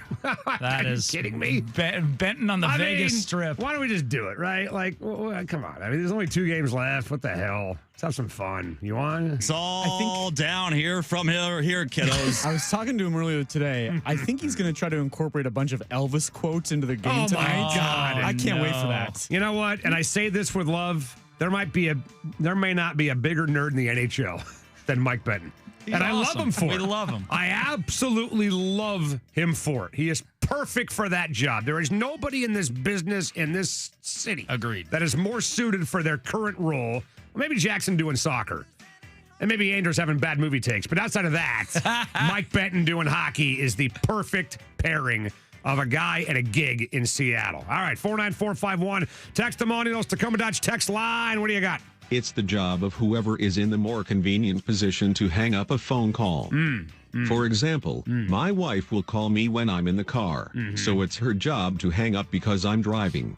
You can't hang up in the car? Just press a button on your screen. What are you talking about? Well, how do we know? He said more convenient. But how do we know what the convenience level of the person you're talking to is unless you are positive they're in a car? I don't understand how that would be more or less convenient. I mean, either way, you're just reaching and hitting a button. Or on your steering wheel, you're hitting yeah, but there's bigger, more distractions while you're driving as opposed to sitting on a chair. Okay, but you're hitting a button. We're not asking you to bake a cake in your car. Hit a button. Hang up the phone. This coming from the person who expects texting and driving to be okay. Well, yeah, just use voice to text. I mean, there's literally no reason to not get back to somebody unless you don't want to. You guys know this. If I don't get back to either one of you within a timely manner, it's because I don't want to. That's why. You're just not paying attention. You're doing whatever you're doing. It's all right. I get back to you. I don't text at all when I drive. You're making phone calls to Alaska and all that stuff. I don't know what the hell you're doing. Our listeners said that my 2 or 3 hour window is an appropriate texting window. I think what you said earlier about whoever initiates the end of the call is the person that hangs up the phone. And I just think if we can all come together as a society and agree on rules, none of this crap would happen. All right, what's next? Both of you. When you are done with the call, hang up. Call done. You both hang up. But that's the point, that many people don't do that. That's what I'm talking about. I almost always do, but not always. And how fair is it for the other person if the call is over and one person doesn't hang up? Is it fair then of me to get to listen to what's happening on the other end of the line, right? It's like a gal with cleavage. If you're going to let it hang out, I get to look, right? If you and I are talking and you're doing something in the background and your phone is still on, do I get to eavesdrop a little bit? I would think Is that fair? Yeah, I mean, I think that at least 50% of the time of the few times I don't hang up, it's because I thought I hung up and I thought I hit the I thought I hit the button. I stuck my phone in my pocket and I actually didn't hang up. That's a different story. I just think there's people out there that just I don't know. They just don't hang up for whatever reason. Like they expect like the phone is just gonna expire and just run out of juice and just hang up automatically. All right, what's next? Correct me if I'm wrong, but Dick's kids were conceived on an AT&T cell phone call? Yes. Or has he been lying to us for months? No. Conceived in Alaska over a long distance line. And he has 2 great kids. What else is in that spot? I'm glad people listen to my commercials. Jackson, you ever AT&T remember is gonna love that. That phone call when you found out from somebody that yes, you do have herpes, and no, it's never going away. I want you to do like a mock version of that one. See, now I'm just imagining Dick's on the actual phone. Like, hold on, I gotta take this call. While we're Oh, that is phenomenal.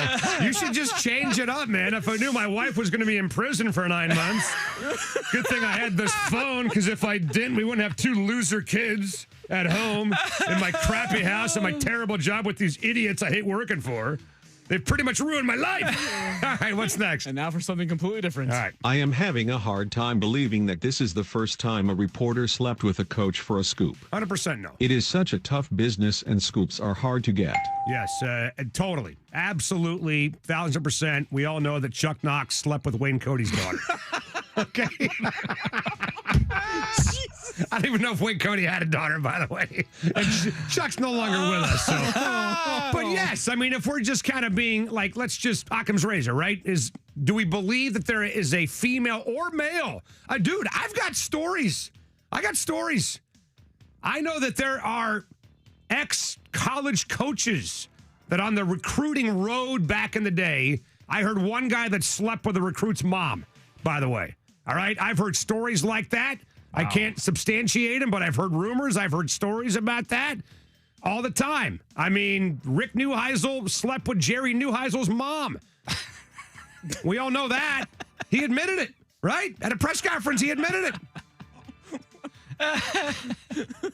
But do we really think this is the first time this has happened? No, of course not. And it's happening. It's happening right now. Right. In multiple places in the sports world. I think I about to say in multiple places right now at this moment. That's right. Have you ever been offered a scoop for sexual favors in this business?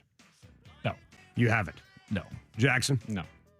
Have you? No, I haven't. No. What is the biggest soccer scoop that you could get? Now, maybe it's different now because you're married, right? I'm talking when you're single, like back in the day, right? Like, hey, I've got news on the World Cup. Like the Sounders sign Ronaldo. Whatever. That's right. And if you break this story, you'll be the biggest soccer name across the globe for the next 24 to 36 hours. All I ask is for 9 months in Alaska, okay? And don't bring your phone. All right, we got time for one more. Go ahead. The NBA season should be like 40 to 50 games if players are struggling this much to stay healthy. Well, we've always thought the NBA season should be shortened, right? Don't we kind of think every season should be shortened? Baseball should be shortened. Except for football. The NBA, hockey should be shortened. Absolutely. Football's kind of, I like 17. I think it's in the sweet spot right now. They'll play 18 eventually. I think, and I think there's a reason why NHL players play harder for 82 games than NBA players do. If they don't, they could get killed. If you go play an NHL game at 70%, you could get killed. Football. Yeah, That's not happening in an NBA game. No, I just think it's really sad, though, because I think what's happening is that people cannot count on stars playing anymore when you buy a ticket, right? Yes. And the thing is, the problem is that most of these teams charge you more for the bigger names. That's right. It's called variable pricing, right? Mm-hmm. So, like when LeBron comes to town or Wemby or whoever comes to town, Luka, the Joker, I mean, how am I guaranteed? Why would I pay triple for what it costs to go watch you play tomorrow against Sacramento when you're not even guaranteeing the guy's going to play? That's right. I can see why the fans would be totally annoyed. They would, and that's been a bigger problem than it is this year because of the fines, and there have been substantial fines for some of those teams that have done that. All right, we're going to break. Larry Stone will join us. We'll ask Larry if he's ever been offered a scoop for... no, we won't do that. Next on 93.3 KJR FM.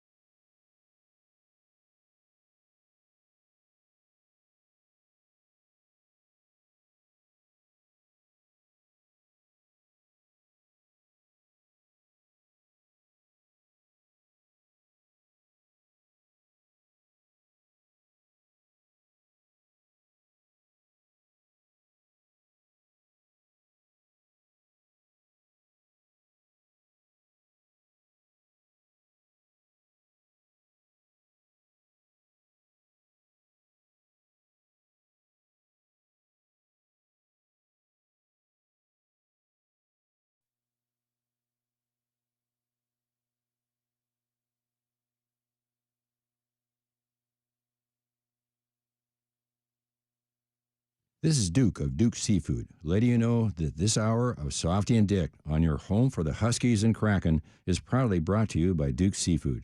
Why not make it a Duke's night tonight? Reserve your table today at dukeseafood.com on Sports Radio 93.3 KJR FM. Now, from the Star Reynolds Sports Desk, your 93.3 KJR FM sports headlines. Okay, headlines on all of a sudden, icy, haily, stormy kind of Wednesday night right here on 93.3 KJR FM. Look outside, look, it snowed. It's ridiculous, man. Big hailstorm came through. Thank God we were inside. Headlines, of course, are brought to you by our friends at Frost Brewed Coors Light. Choose chill, baby. I feel a lot better than Bob. Speaking of the Sounders, Tigres tonight is second leg of the quarterfinals of the CONCACAF tournament, down 2-0 as of right now. So they need to win what tonight to advance? 3-0 They in need regulation. to win 3-0 in regulation, says Jackson Feltz. So that game's on TV, no radio. Is it on the iHeart Sounder dealie, nope. Bob? No? Okay. Well, they play better when nobody's watching, so that's good. So check it out tonight, 8:30 at Lumen Field, by the way. Portland got the win in Phoenix last night to advance to face the Spurs in the first round. The best player that you've never heard of in the NBA. Avdija, whatever his name is. I heard Stephen A. Smith call him 5 different names today on the air. I had no idea who it was. Case in point, he's been great for the Blazers. He's averaged 24, 6, and 6, and Stephen A. Smith doesn't know how to pronounce his name because he played for Portland. Zoom Diallo, we know how to pronounce that guy's name. Zoom is now zooming to Kentucky. He's gone, signing with the Kentucky Wildcats. J.J. Mandequit to Arizona. Frank Kepnong in the portal. Anna Steinbach to the NBA. And now Zoom Diallo to Kentucky. How about that? Another play-in game going on right now. 76ers lead the Magic 21-20. Our old friend Paolo Banchero, 8 points thus far for the Magic. Later on tonight, Warriors and the Clippers. Kraken tonight, the penultimate game of the year. Every time I say that word, I think of Indiana Jones and the Last Crusade. Why is that? What scene am I thinking about? The penultimate game of the year. Only the penitent man will pass. Penitent man will pass. How Penitent man will How pass. could we possibly Remember get that? Remember that when Sean Connery got stabbed And or Sophie shot? thinks that I'm the movie buff. And they poured the water over the cut and it healed up. I remember the holy that. water. I don't remember what penultimate. Penitent man will pass. Penitent man will pass. Come on! It's not even the same word. But it reminds me of it. That's my Okay. point. At Vegas tonight, 6:30 pregame, 7 o'clock face-off. Get to Larry Stone right now.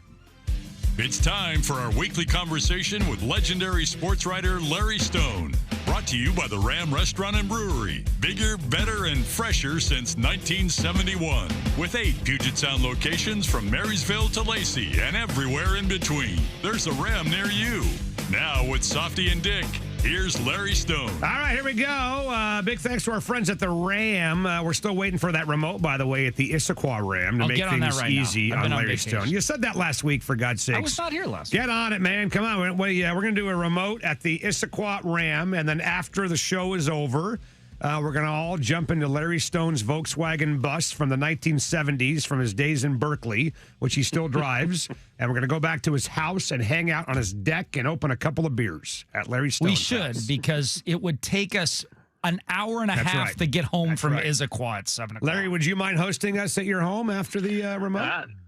That would be great. And my family growing up, we had a VW bus in the 1960s. So there you go. Not surprised by that at all, to be honest with you. It's I a love it, man. It's a Cal Bear to the core right there. Absolutely, man. All right, hey, before we talk some baseball a little bit, I'm going to throw you a curveball. I want to just get your thoughts on a guy that obviously has been in media for a long, long time and just observed how media has changed, Larry, over the years. This story with Diana Rossini and Mike Vrabel. Diana used to work here back in the day with Comcast when the show was on television. They had nothing else to put on TV, so they put our show on TV. And she was here for, year and a half. So we've known Diana for a long, long time. And this story has been brought up a lot. People talking about double standards, hypocrisy, sexism, favoritism, morals, ethics, the whole thing. What's kind of your just perspective as a longtime media member on the Diana Rossini, Mike Vrabel story?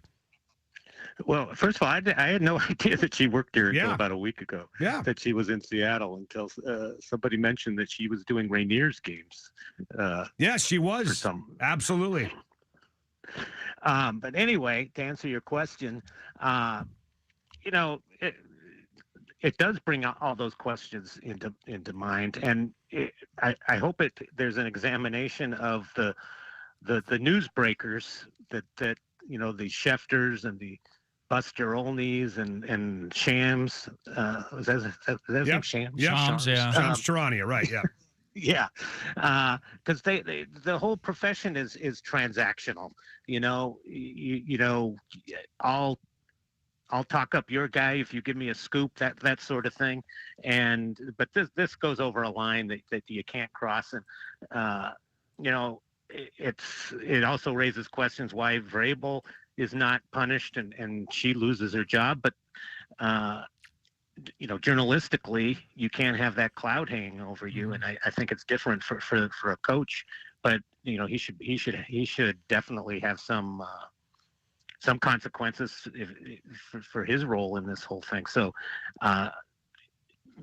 it's just an unfortunate thing, but I said a week ago there's no way that she could keep doing her job because the questions surrounding her, every story that she gets, there would be a cloud over it. What did she do to get it? And so I don't think she's done in the media business. I think there'll be a role for her at Barstool or somewhere that she'll be able to keep going. But as probably as a newsbreaker, that those days are done for her. Well, I think there's some integrity issues on his part as well. Softy raised that yesterday, and I think he's totally right. I mean, couldn't he get scoop from Diana Rossini that helps the Patriots, just like she could get scoop from him that would help her? I suppose. I wouldn't be surprised if that sort of thing goes on anyway, with all those guys where they trade information, with all the NFL, MLB, NBA guys, I'm sure that to some extent they're telling their sources stuff in exchange for information. So I don't know if that's anything new. Right. That's why it's kind of a sordid business that those guys make a lot of money in the seven figures. The good ones, the ones at the top of the game. But that's something I've always said that I would want nothing to do with. First of all, the stress of having to break a story after story after story, and pretty much 24/7 being on call. Right. Even for any amount of money, I wouldn't want to do that. But it's kind of a dirty business in a lot of ways, because there is a lot of give and take and so to speak. For any amount of money, huh? I paid you $10 million. $10 million. You're in, and I don't know. Maybe I do it for a year. And yeah, exactly. Just retire. Well, Larry Stone's with us. And Larry, a lot has changed since we last spoke last Wednesday. The M's went out that day and lost to the Rangers, but then won 4 in a row against the Astros, and then lost last night. Another decent performance by Brian Wu. He's got a 2.16 ERA, yet the M's are 1-3 in his 4 starts. So what's your take on the last week of Mariner baseball since we last spoke? Well, the question is raised now: can they beat anyone but the Astros? Yeah. Can they hit against anyone but the Astros miserable pitching? But that was a series that they desperately needed. We were talking last week about how if they'd gone out and lost 3 out of 4 to the Astros, where they would be. They'd be buried in the standings even this early. So they did what they had to do. It was very encouraging on a lot of levels. But I'd like to see them go out and beat a good team and handle a good pitcher, good pitching staff, which they did not do yesterday. So they've got the best pitching in the American League, ERA wise, and the number 2 pitching in baseball. And you hate to squander that, with that pitching, with that ERA, it's 3.02, I think it is. You should have a winning record, and it's a testament to how poorly they've hit. And there's slow signs of some things coming around. I think Julio is really starting to come around, but for the most part, the big bats that they're counting on, Cal and Naylor, who Naylor may also be breaking out of it, it just hasn't been there for him. Which is why I'm massively optimistic, Larry. I look at this team, I look at the bottom of the lineup, it looks strong. I look at the pitching staff, it looks strong. And then I look at those 3, Cal, Julio, and Naylor. Their combined WAR is -0.4 And yet you're like a game and a half out of first place. So, I mean, I just find I just see this team stretching it out over the next. I mean, it may take a while, but I just see this team as being so much better than anybody else in the division. Yeah, I'm with you, Dick. I kind of take that stance too. That they're hovering around 500. You know, if they won yesterday, they would have been back to 500.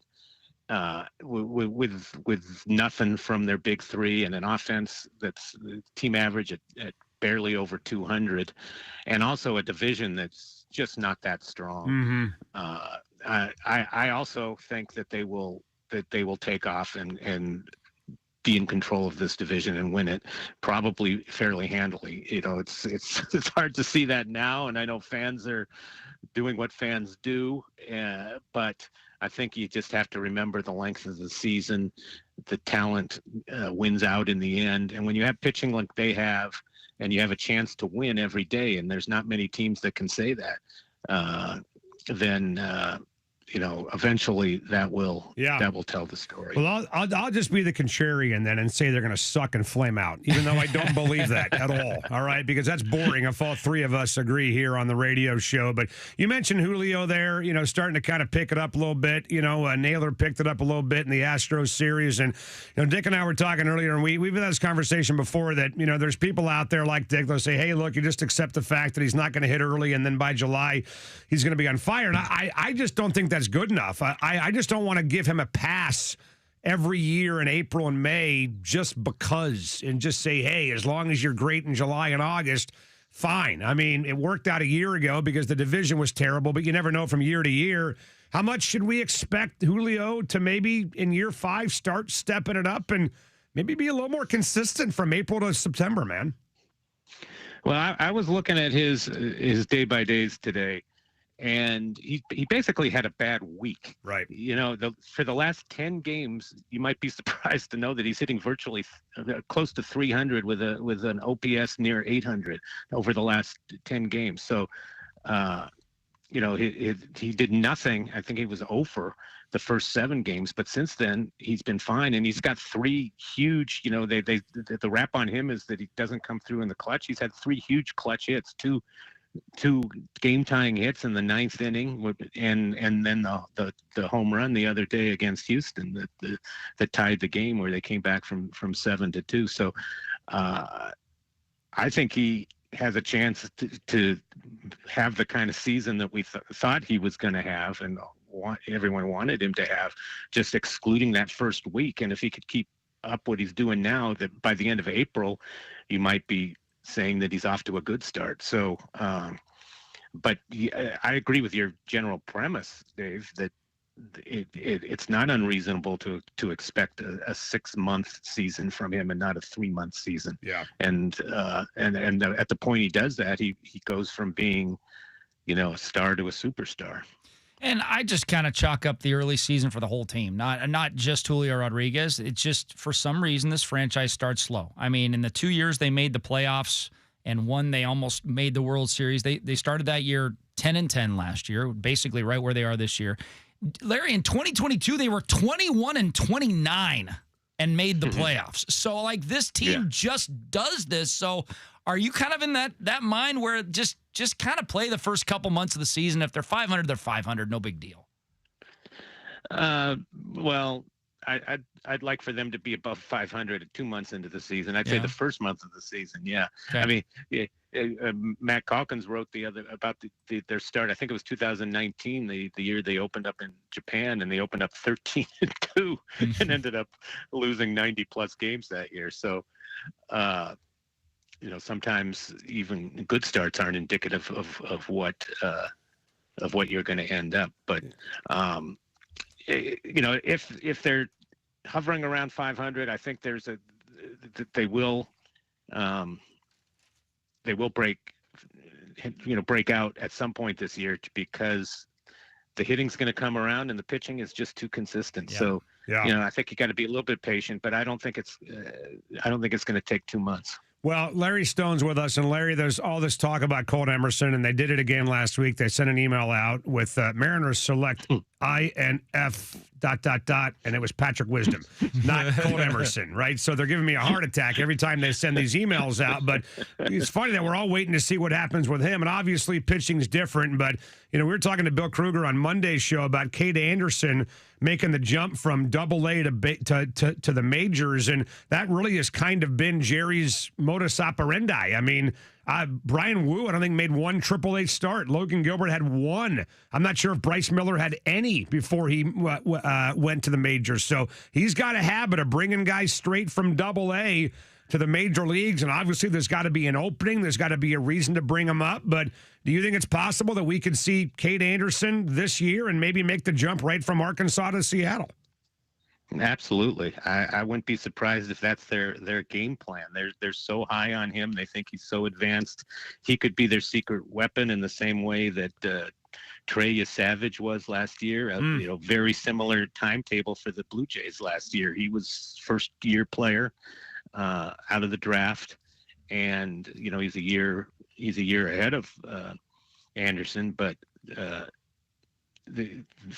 Anderson's at the same point that Savage was last year, and he was a huge factor for them down the stretch and in the postseason. Trust me, we know. And I could see a definite role. The rotation is 6 deep right now.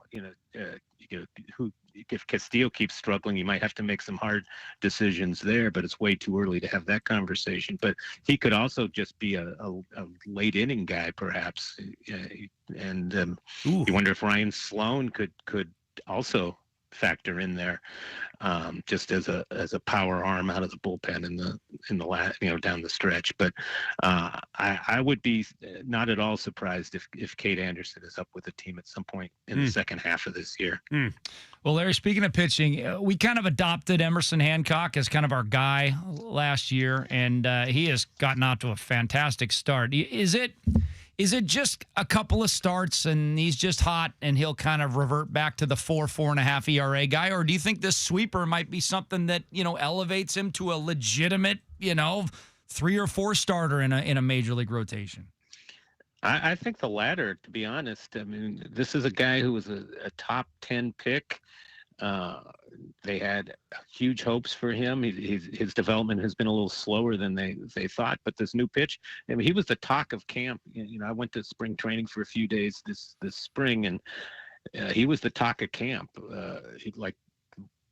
He opened a lot of eyes with his stuff in spring training, and it's carried over to the season. And you talk about tough decisions you might have to make when Bryce Miller comes back. What do?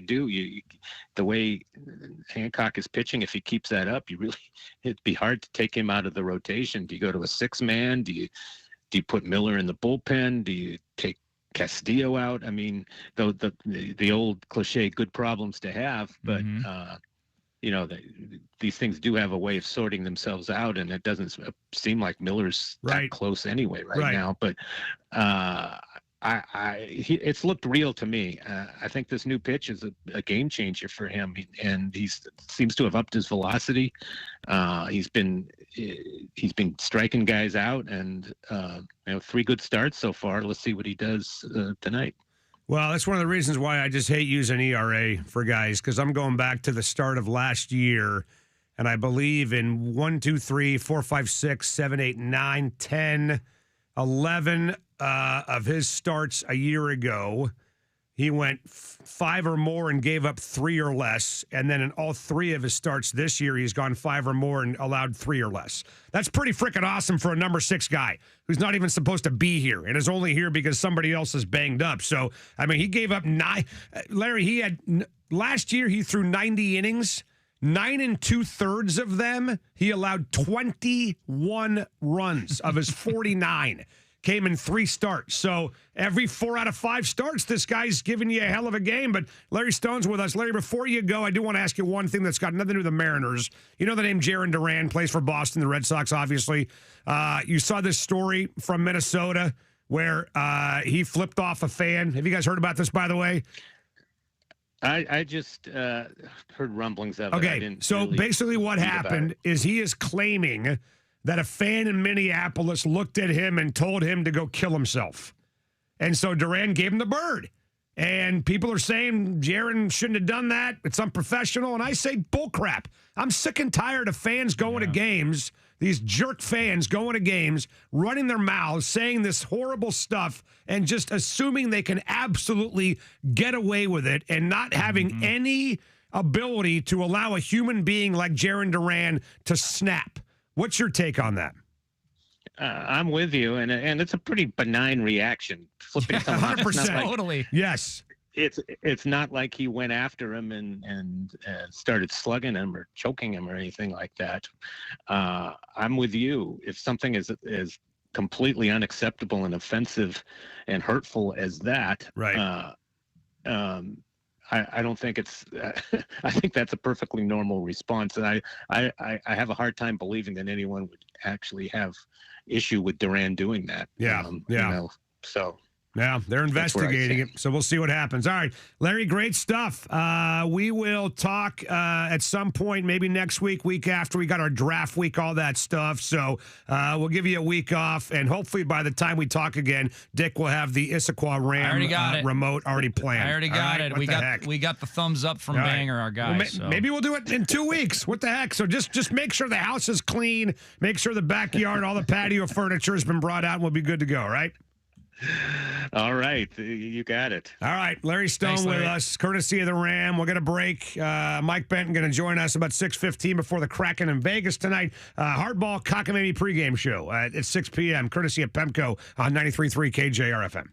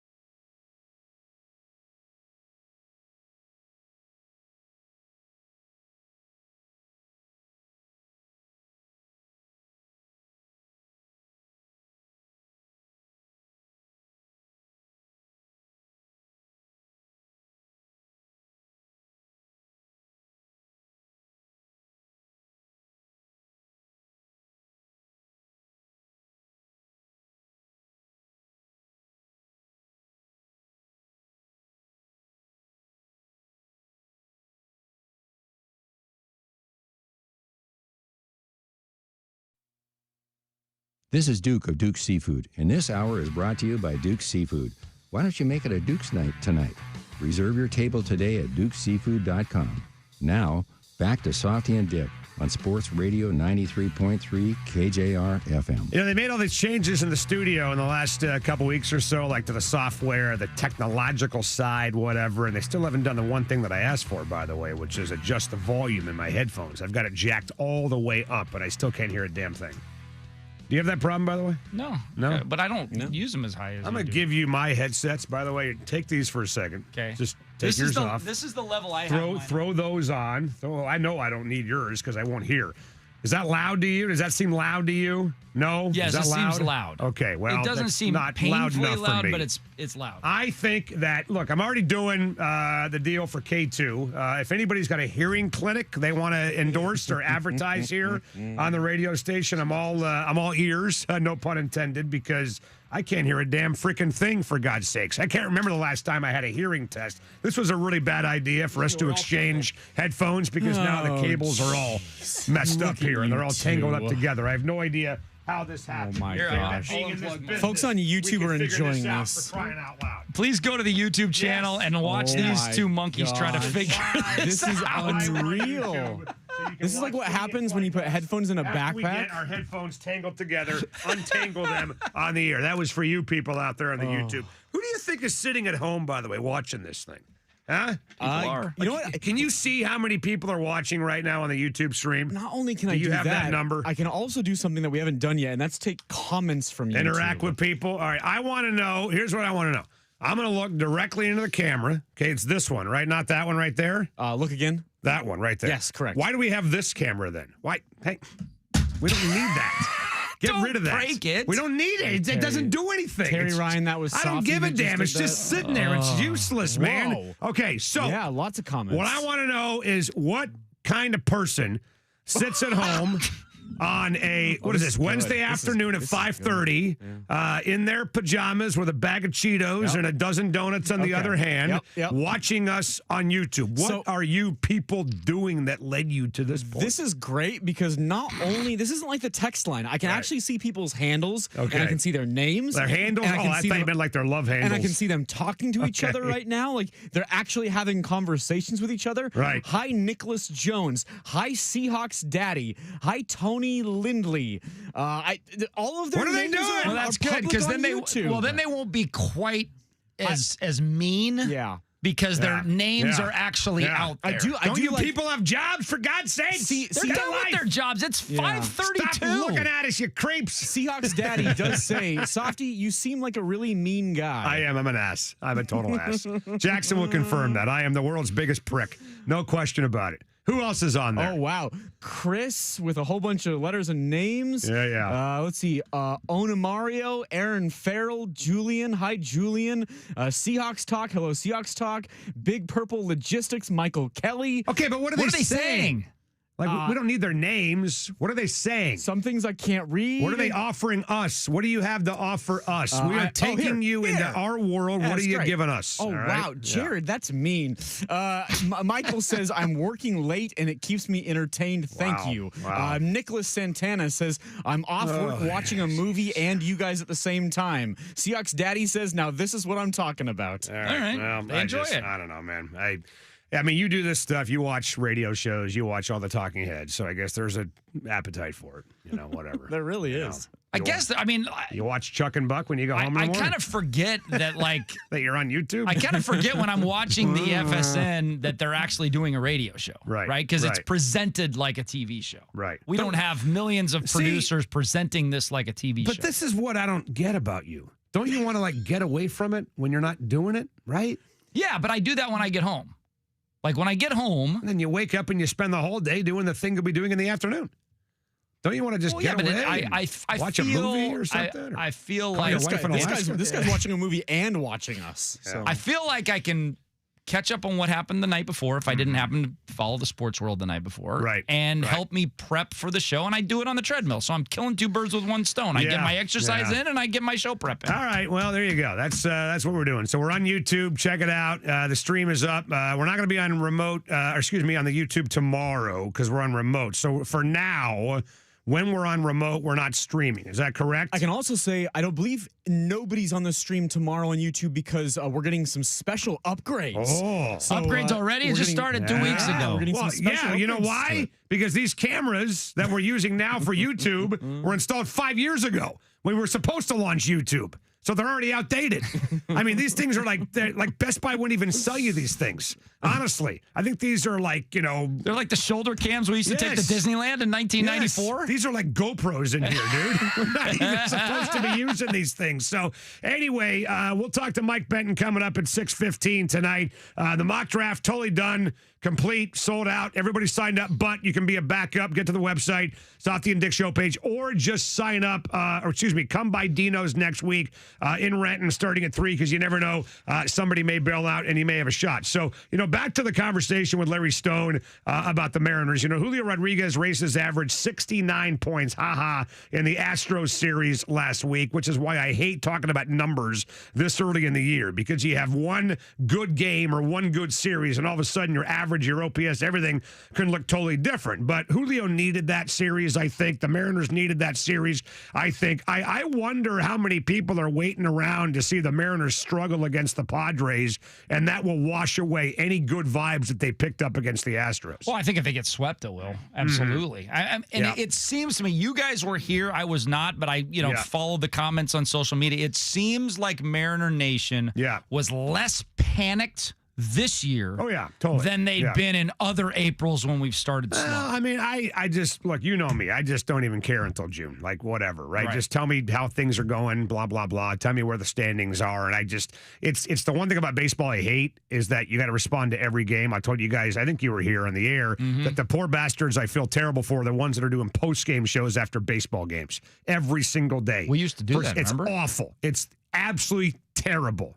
I cannot stand it, okay? That's why I'm not doing it, right? But the people out there that have to do a call-in show? Right. Are you kidding me? You got to react to every little thing because we can't just react to the game. We have to react to the game and then project what it means for the rest of the year. Exactly. And that's the problem. Probably worse in like New York, right? Could you imagine doing a New York Mets post-game show when you get like Frank the Tank calling up and saying his team's bleeping horrible like every this guy. year? The Seattle Mariners. That's that right. guy, right? Exactly. A reliever gives up 3 runs in an inning and they're the worst reliever ever and never put him in a big game ever again. I mean, you get those type of people. I don't think we have as many of those in Seattle, which is very, very good. Well, I think they've got a little bit, and this is all in context. I'm not trying to compare this to the Dodgers or Yankees or whatever, but it's a little bit of an embarrassment of riches. And that here we are, we're sitting around talking about, all right, when's Colt Emerson coming up? When's Kate Anderson coming up? When's Ryan Sloan coming up? And there really is no need for them right now, right? Like how many times in the history of Mariner baseball have we had hotshot minor leaguers like this that probably are either really close or deserve a shot now to come up, and you can't bring them up because there's nowhere to put them. And what Jerry said about when Colt Emerson comes up, it's going to be a month and a half deal. He's not coming up for a week. He's not coming up for 10 days. Somebody gets hurt, somebody goes down, or somebody's not playing well, and there's a spot for somebody, then bring them up. But I just don't know if they've had this kind of depth in the, I don't say superstar category, because those guys obviously have to prove that first before they can do that. And I'm not calling Donovan or Cole Young or anybody, a Rosarina, Rayleigh Crawford, a superstar. But I don't remember I do remember a while back where there'd be a name like that and they'd be here pretty fast. And right now there's nowhere to put them. They're stuck. A perfect example of what you just said was when Larry Stone brought up Bryce Miller on the interview last segment. I had honestly forgotten that Bryce Miller was out. Like, we are so deep, and Emerson Hancock has just pitched like a freaking ace that he hasn't pitched all year. But it slipped my mind that Bryce Miller wasn't even a part of the equation. You just assumed he was because here. we have so many pitchers. Yeah, well, maybe that's what happens when you hang out in Kauai for a week and a half. Yeah. Your brain just goes to mush, turns into a Mai Tai. But I don't know, man. It's pretty cool. It's pretty cool seeing Emerson Hancock as the number 6 guy. I gave you the numbers last segment that he usually goes out there. He usually goes 5 or more, and he usually goes 3 or less. And I just think for a number 6 dude, that's pretty awesome. And then throw in Kate Anderson behind him, right? Like they don't really need much else. I mean, obviously you got to have some depth in your rotation. You're seeing why right now with Bryce Miller banged up, but where would they be without Emerson Hancock? I mean, they probably would have had to go out and trade for somebody or sign a veteran like they did with the Keuchel guy a couple years ago. All right, you guys keep watching. We're going to break. You keep listening over there. Mike Benton joining us at about 6:15 before the Kraken and Vegas, the second to last game of the year tonight before the boys wrap it up against the Avalanche tomorrow. A lot more to get to between now and then, excuse me. See, I got nervous when I know people are watching me. I usually forget this. That's why I'm on radio and not TV, by the way. And I think you're exactly right. Should you flip them off like Jalen Duran? No, but we have to. Have to remember that we are on YouTube. We can't pick our nose. We can't adjust ourselves. Naked Fridays are out. All that stuff's not going to happen anymore. So, just remember that you're on TV. All right, all those little, yeah, I do lots looks of and stuff. stuff. Yep. Roll your eyes when people are on the air, whatever. You can't do that anymore. You get called out. Yep. And you'll go viral. Like when you're looking the other way and I look over at Jackson, I'm just like, what the That's right. Yeah. Or I'm just, what a dork. Can't do it. We're going to break right here on 93.3 KJR FM.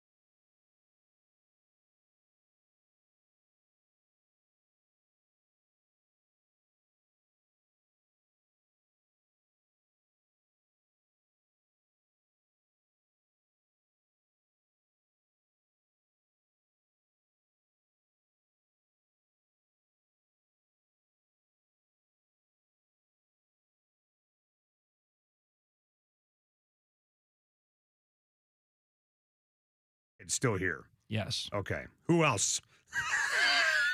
Who else? It's tough to... Because here's the problem, Dick. They're going to be in the same place they were the last 2 years. That's the thing. Where they have brand new players, brand new team, no chemistry at all.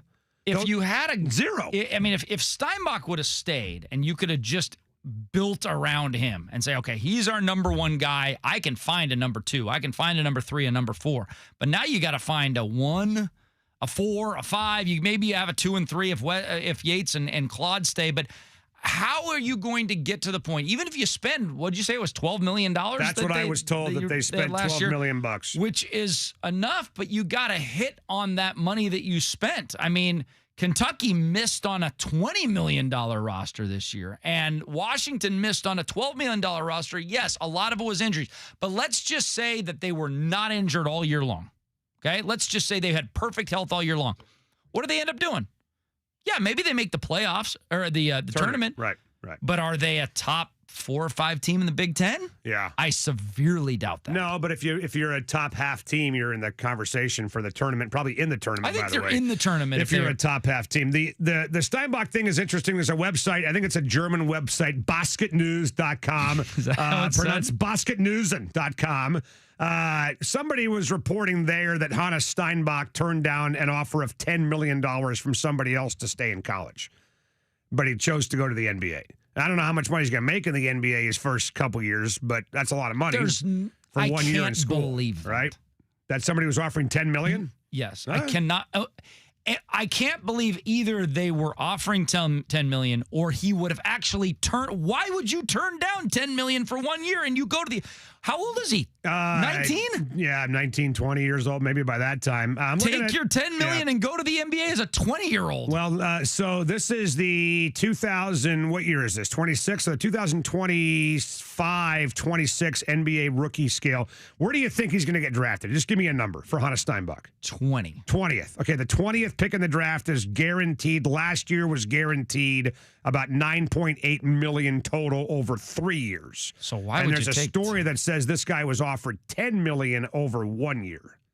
I don't know. Maybe he's got a rich family. Who knows? I got no idea. I don't know what his background is. I have no clue. I mean, that's why we're seeing all these players stay in college basketball, which is why college basketball is so much better than it was 10 years ago. Mm-hmm.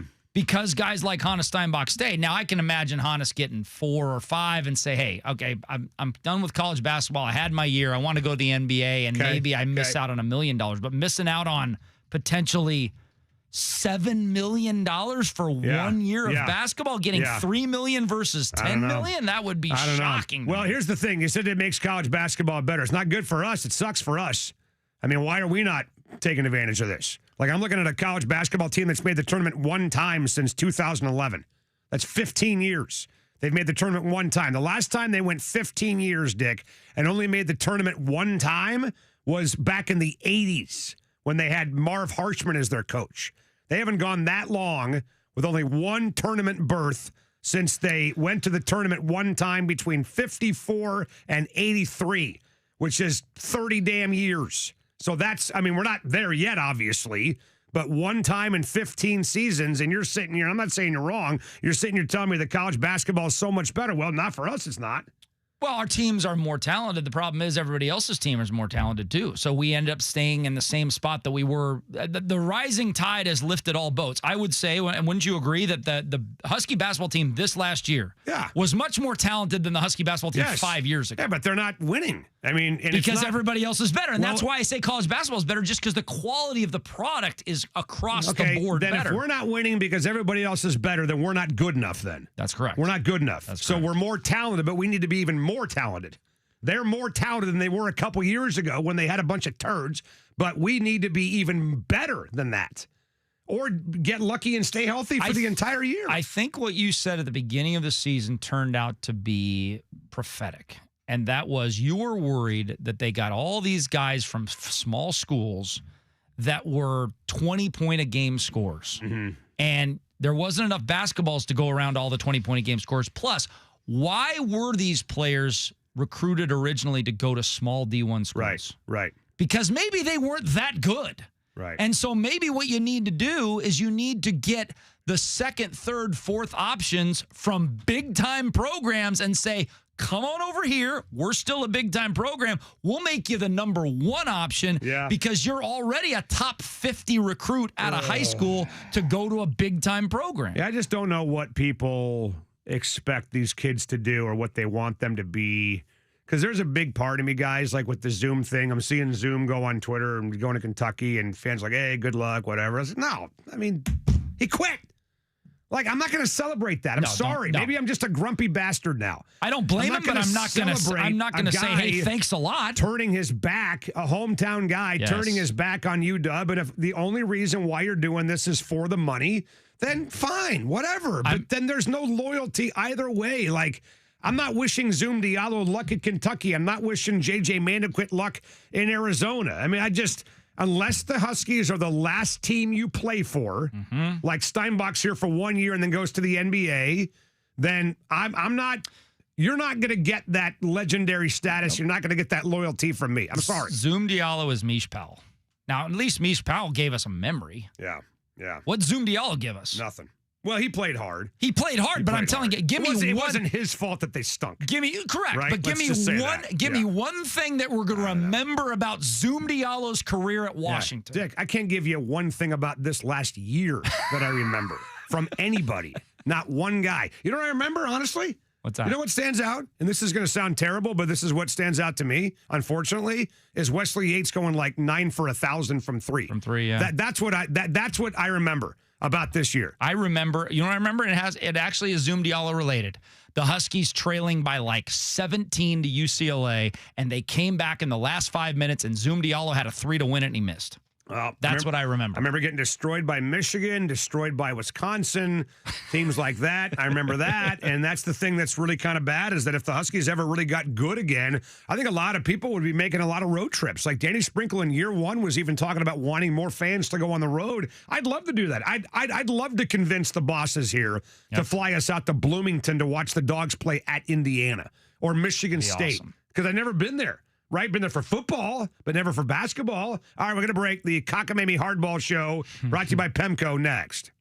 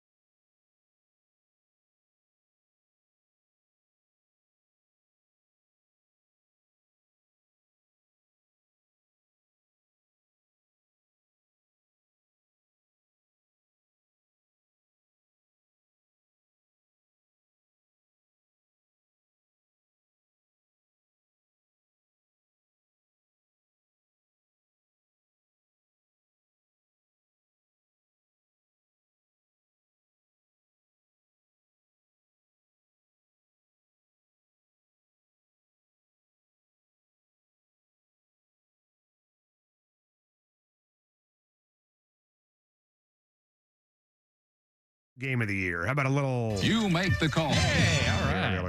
Yeah. And Petco's not a good hitter's park, so I'm actually kind of surprised that Julio is good there. You'll be shocked at his favorite park to hit in on the road. Comerica. 1324 OPS at Comerica, which is not a hitter's park at all. Wow. And he hits 1324 there. Angel Stadium, 31 games, 1114. Kauffman Stadium, 1069. Petco, 957. All right, what do you got there, Jackson? Got some back and forth on the UW basketball topic Yes. we did dig deep on last segment. Got this from the 253. Do we as UW fans regret now firing Romar the year we had the best class in the nation? No. That could have been our shot, or at least a Final Four. No, I don't. I don't regret it. I think it was time to go. And I love Lorenzo Romar. I mean, look, I guess you could have hung on to him one more year, but what I think happened is I think Jen Cohen had made a decision that she was going to move on from Lorenzo Romar, and keeping him on board just to save a recruiting class, I don't think is the right reason to bring somebody on board. I mean, you gotta have a coach working for you that you believe in long term, right? Not, hey, we're just going to give you this one more year because of your class. And who knows, man? I mean, the history of one and dones under Romar wasn't good either.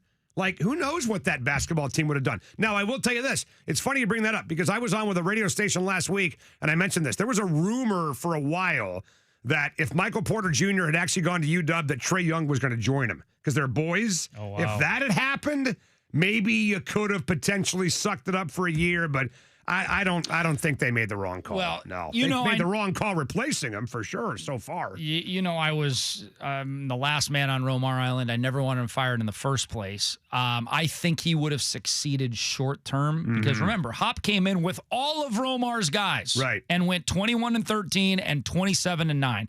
I think Romar does at least that if he stays the next couple years. But then he missed the tournament 6 years in a row. He did, but why?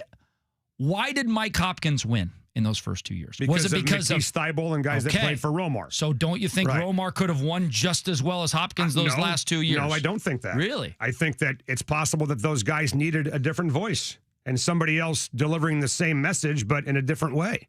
Now, I mean, look, you're not going to get me to say a bad word about Lorenzo Romar because I love the guy. He's one of my favorite people ever, ever. But I think that we're having a little bit of recency bias here with this. It was time to go. Yeah, and I don't think he would have won long term, but with the Thibault Jalen Noel team that he recruited, I think he wins with those guys. The problem is you're talking about the same thing that we talked about, Dick, last segment, that's a lot of guys that would have wanted the ball. A lot of dudes. I don't know if the chemistry would have worked. I don't know. I mean, we've seen a lot of teams at Washington. Like, I think we can agree there's been some talented players that have played for the Huskies now. Yes. And they haven't won with any of them. Thibault wasn't a ball-dominant player. Right. Jalen Noel was a ball-dominant player. Noel, Michael Porter, all those guys playing together. Dickerson. And then the kid that went to North Carolina, who's the guy from across from Bremerton? Marvin Williams. No, not Marvin Williams. There was a kid that was committed to play for UW with Porter's class that didn't come here, that skipped out. Who was the other guy? It was a kid from across the water. I forget his name, but there was a third dude in that class that was coming to Washington. I'm not convinced it would have worked at all. And again, I cannot reiterate to you how much I love Lorenzo. He is not just one of the best, basketball people, but one of the best men I've ever been around. Ever. I love the guy. Yeah, I don't care about that recruiting class. But it was just not working, man. And there's a story about how, Jen Cohen went to him and asked, what's the plan? And he really didn't have one, and I don't know, man. I just think, again, that's really revisionist history going back. I mean, Hopkins won early and they were on their way and then flamed out. So I don't know. No, I still think it was a right call. All right. We'll just end it with that. All right. What's next on? You make the call. So we spent our time talking about YouTube people and why they're spending time watching here. A few people that I want to hit to here. 253 says, in the United States... Blake Harris. Blake Harris. Remember Blake Harris? Did he go to Stanford? I don't know where he went, but he was the guy. Sorry to interrupt North Carolina you. State. Yeah, sorry to interrupt. North Carolina Blake Harris was the dude. Apologize. Are you mad about interrupting when I say I'm sorry. this? It just came to me. You know what? If I don't say it now, I'll forget it. Sorry. Go ahead. Okay. Also, you forgot the winner of the Gary Payton contest. Yes. So congratulations to to TJ Carrion. Thank you. Who's going to see Gary Payton next Thank you, week at Simply TJ. Seattle. Yeah, way to go, TJ. Okay. Now that we've completely, twice ignored you, 253, he is in Germany with the United States Air Force, watching us on YouTube off today and spending time actually taking us in.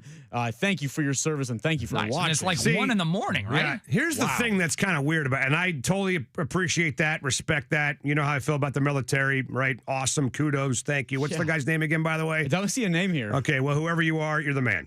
Love it. Appreciate it. Thank you for your service. It's a little weird, though, that they can see us, but we can't see him. Right? Like, isn't this like the epitome of a voyeur? Like, No, people I are mean- like peeping on us. I think if you're looking at me, I should get to look at you. We're part of a reality show. Dave, It's like that's what Survivor. TV is. Like Truman? I Like know, the Truman Show? like- Yeah, a little bit. And then I realized that my whole life was a joke. My whole life is on display for your Well, entertainment. you said it, not Is me. that what you're saying to me? You're on camera a lot. No, I'm not. When am I on camera? What do you do when you get interviewed by TV stations and stuff? When you're I on walk camera? into my driveway, I the don't even ADT notice camera. a camera. I forget it's there. I think we should set it up so that we can see who's watching us. I want to watch you watch me. All right? That's great. I want to watch you That's watch weird. us. All right? What's next on? Hang on. You make the call. We opened the show by talking about animals because we are animals. Yes. 253 says, my dog is in my bed the second I wake up and move. Right. If I am up from bed, that just means it's because my dog is in my place snuggling with my wife. Yes, absolutely, 100%. And she likes it way more. Oh, dude, are you kidding me? Like, I'll Way move the dog and I get yelled at. Don't touch the dog. Don't move the dog. And when I move DJ, this is what I hear. He's get cranky. growled at. Yeah, he's getting pissed that I'm moving him over. Got a king-size freaking bed that I paid for. All right, all this guy does is poop and eat. That's all he does, and he gets to sleep in my spot. It's unbelievable. If we were treated, by the way, the same way, Dick and Jackson, as my dogs were, we'd be like kings. Well, and you gave me crap for saying I didn't like taking care of a 2-month-old. Well, Right. what do 2-month-old do? No, All they do is eat and crap. I didn't give you crap for that. I gave you crap for saying that you didn't love your kid when he was 2 months old. Say I didn't love my What did he kid. say? What did he say? He didn't feel that initial magical. Thank you. He didn't like him. Like, what the hell is this thing doing Thank here? you. That's different than not It's like a little loving your squid. kid. Okay. All right. We got time for one more? One more. All Just right, one more. more. All right, hang on. You make the call. 206 texted in, Softy, do you really have horses, or is that a euphemism for something else? Yeah. It's to make up for the something else, Jackson. It is. Yes. I don't want to say what it is. I'm embarrassed. Yes, we do have 2 horses. We have 2 jumpers. Rosie and Kobe. Kobe, They don't live with us. People always say, "Oh, where do they live?" In the family room. Like, what do you think? They're at a barn in Buckley, by the way. So if you're ever down in the Buckley area, let me know. We can hook up. Go All see right. Cody and Rosie. Well, that's Kobe. Kobe, sorry. Like Kobe beef? Yeah, Gotcha. right. Yeah. All right, let's get to a little Kraken Hoggy. Welcome to Kraken Game Day, where you could win a Hawaii getaway for 2 to Maui with luxury stay at the Wailea Beach Resort by donating blood with Bloodworks Northwest. For more info and to sign up now, log on to bloodworksnw.org/win. Now it's Kraken Game Day with Softy and Dick. All right, I'm going to bring it up here in a second, by the way. Hey, big thanks to our friends at the Evergreen Council on Problem Gambling. Remember, if you bet on tonight's game, gambling should be fun. Keep it fun. If you do need help, there's always help with our friends at the Evergreen Council on Problem Gambling. Jump on the web and visit them at keepitfunwa.org. That's keepitfunwa.org. Mike Benton's with us. He's calling the game tonight, by the way, on the Kraken Audio Network. And 49451 text line wants to know what adult cabaret you visited last night in Vegas. You know me, you're likelier to find me at the golf club than the other club. Yeah. No, there's no doubt about that. Hey, if you're golfing, There's no doubt. Hey, if you're golfing in Vegas, I need to know who your agent is because that's about $500 to $1,000 a round. Yeah, how much are It's they actually paying you, for Softies. God's sakes? It's actually Softies here. Oh, The really? Softies agent. Well, Yeah. listen, I got to tell you, I think there's a better chance of Dick Fane showing up tomorrow as a giraffe than you going to a cabaret in Vegas. All right, honestly, like that would be the most shocking thing I would ever see in my life. So we're not worried about that at all. We know you're all buttoned up and doing the professional thing down there, but man, this is not the season we were all hoping for when the Olympic break came around, Mikey. We all thought, hey, these guys are in the catbird seat. They're in a good spot, and then things just went south in a hurry. So let's first of all just talk about these last couple of games. What do you think they're trying to do tonight and tomorrow against Colorado? Yeah, man, I mean, I hate to use the cliches, but it's just about finishing strong. I mean, you have to find something to play for. There's one more back-to-back. I mean, and also there's going to be no Jaden Schwartz in this lineup, no Jared McCann in this lineup. Yanni Newman's back up from the American Hockey League. Berkeley Catton's trying to finish off his first year on a pretty good note as an NHL rookie. So there's still a lot more to go for. And if you're a veteran player, I mean, there's still something to play for in the sense that you want to kind of, spoil Vegas's party. One more point for them or a win, that gives them their division title, and they know who they'll play. They'll lock up first round, second round, home ice advantage. If they don't, well, anything is on the table. They could play the Kings, the Ducks. They'll be at home ice, but you have to find something to play for. And Ian brought up a great point today, I thought, with Rick Bowness popping off last night in the Blue Jackets post game where, when things get hard, that's where character is revealed. So, I think you kind of want to see in this case guys really go max effort all the way to the finish line because there are a lot of questions to be answered coming up here for this summer. Mike, was the letting go of Ron Francis a big deal in terms of the direction of the franchise and the personnel, or was Botts pulling all the strings anyway? Well, from what we've learned, this was Jason Botterill at the controls recently. I mean, to what degree, I think it's up for debate, but it's tough for me to digest because, you have to admit, and I love working with Ron. He was so great with us, and I think it's fair to also say that he went above and beyond to put a lot of things in place that people take for granted. Like, I'm talking the practice rink, I'm talking the dressing room, things that people just kind of oversee. And if you ask folks in Canuckland in Vancouver, they don't even have a practice rink, period. And an athletic survey came out with player agents, and consensus is Vancouver might be the worst-run franchise in the NHL. So, those things like that don't go unnoticed. But if you miss the playoffs 4 or 5 years, then there's going to be a lot of questions here in the play, and they're trying to do something different here to turn the page and get back on the winning track. Yeah, I'd question all of it, including the studio host, by the way, for the radio network. I think everything's on the table today, aren't we? Hey, Softy? Let me before you go, give us just a quick primer on the offseason. How much money do they have to play with? How big of a player do we think they'll be in free agency this offseason? Well, I think after the top guys get with you and tell you what you're going to be doing on the golf course out in Kent, Washington, the very next question here for me is, will they re-sign Bobby McMahon? That's the big thing. The free agency class is paper thin this offseason. Absolutely razor thin. He'll be a UFA. I think he hits 30 goals by tomorrow night. He's one away from doing that.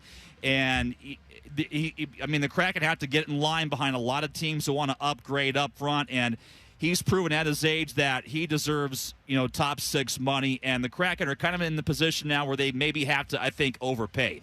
From there, you could go one of two ways. You could either, sell the farm off, go with the kids, or really lean into aggressively overturning this roster. I think for numerous reasons, I would lean into the overturning and the retooling thing based on where they're at right now, and that's going to be a very, very hard task, but trade market's going to where they're going to have to, I think, look at coming up, especially in June, July, and begin to bring in more pieces that can help out their top line and their top six also. Mike, you're the man. Great stuff. You're the man. I remember you just being a nobody from the north end, nowhere, doing Everett Silvertips games and managing the concession stand, mopping the floor, Mr. Do-It-All with the tips. Shoveling and now you're snow in January. Now you're calling hockey games in the NHL. So it's been a phenomenal rise for you, and one that reminds us that if you can do it, anybody can. So congratulations, man. Enjoy the game tonight, and we'll talk soon, buddy. Thanks, all right? Man. Hey, out of all the radio guys in this world, Softy, you're one of them. Thank you very much. I have no idea what that means, but I'm going to take it as a compliment. We'll get out of here. Vegas and the Kraken coming up next. Second to last game of the year. Boys are in Colorado tomorrow. Tomorrow on the radio show, Christian Capel will join us. Jed Fish will join us, and Brett Boone. We'll see you tomorrow from Husky Stadium at 3. Bye.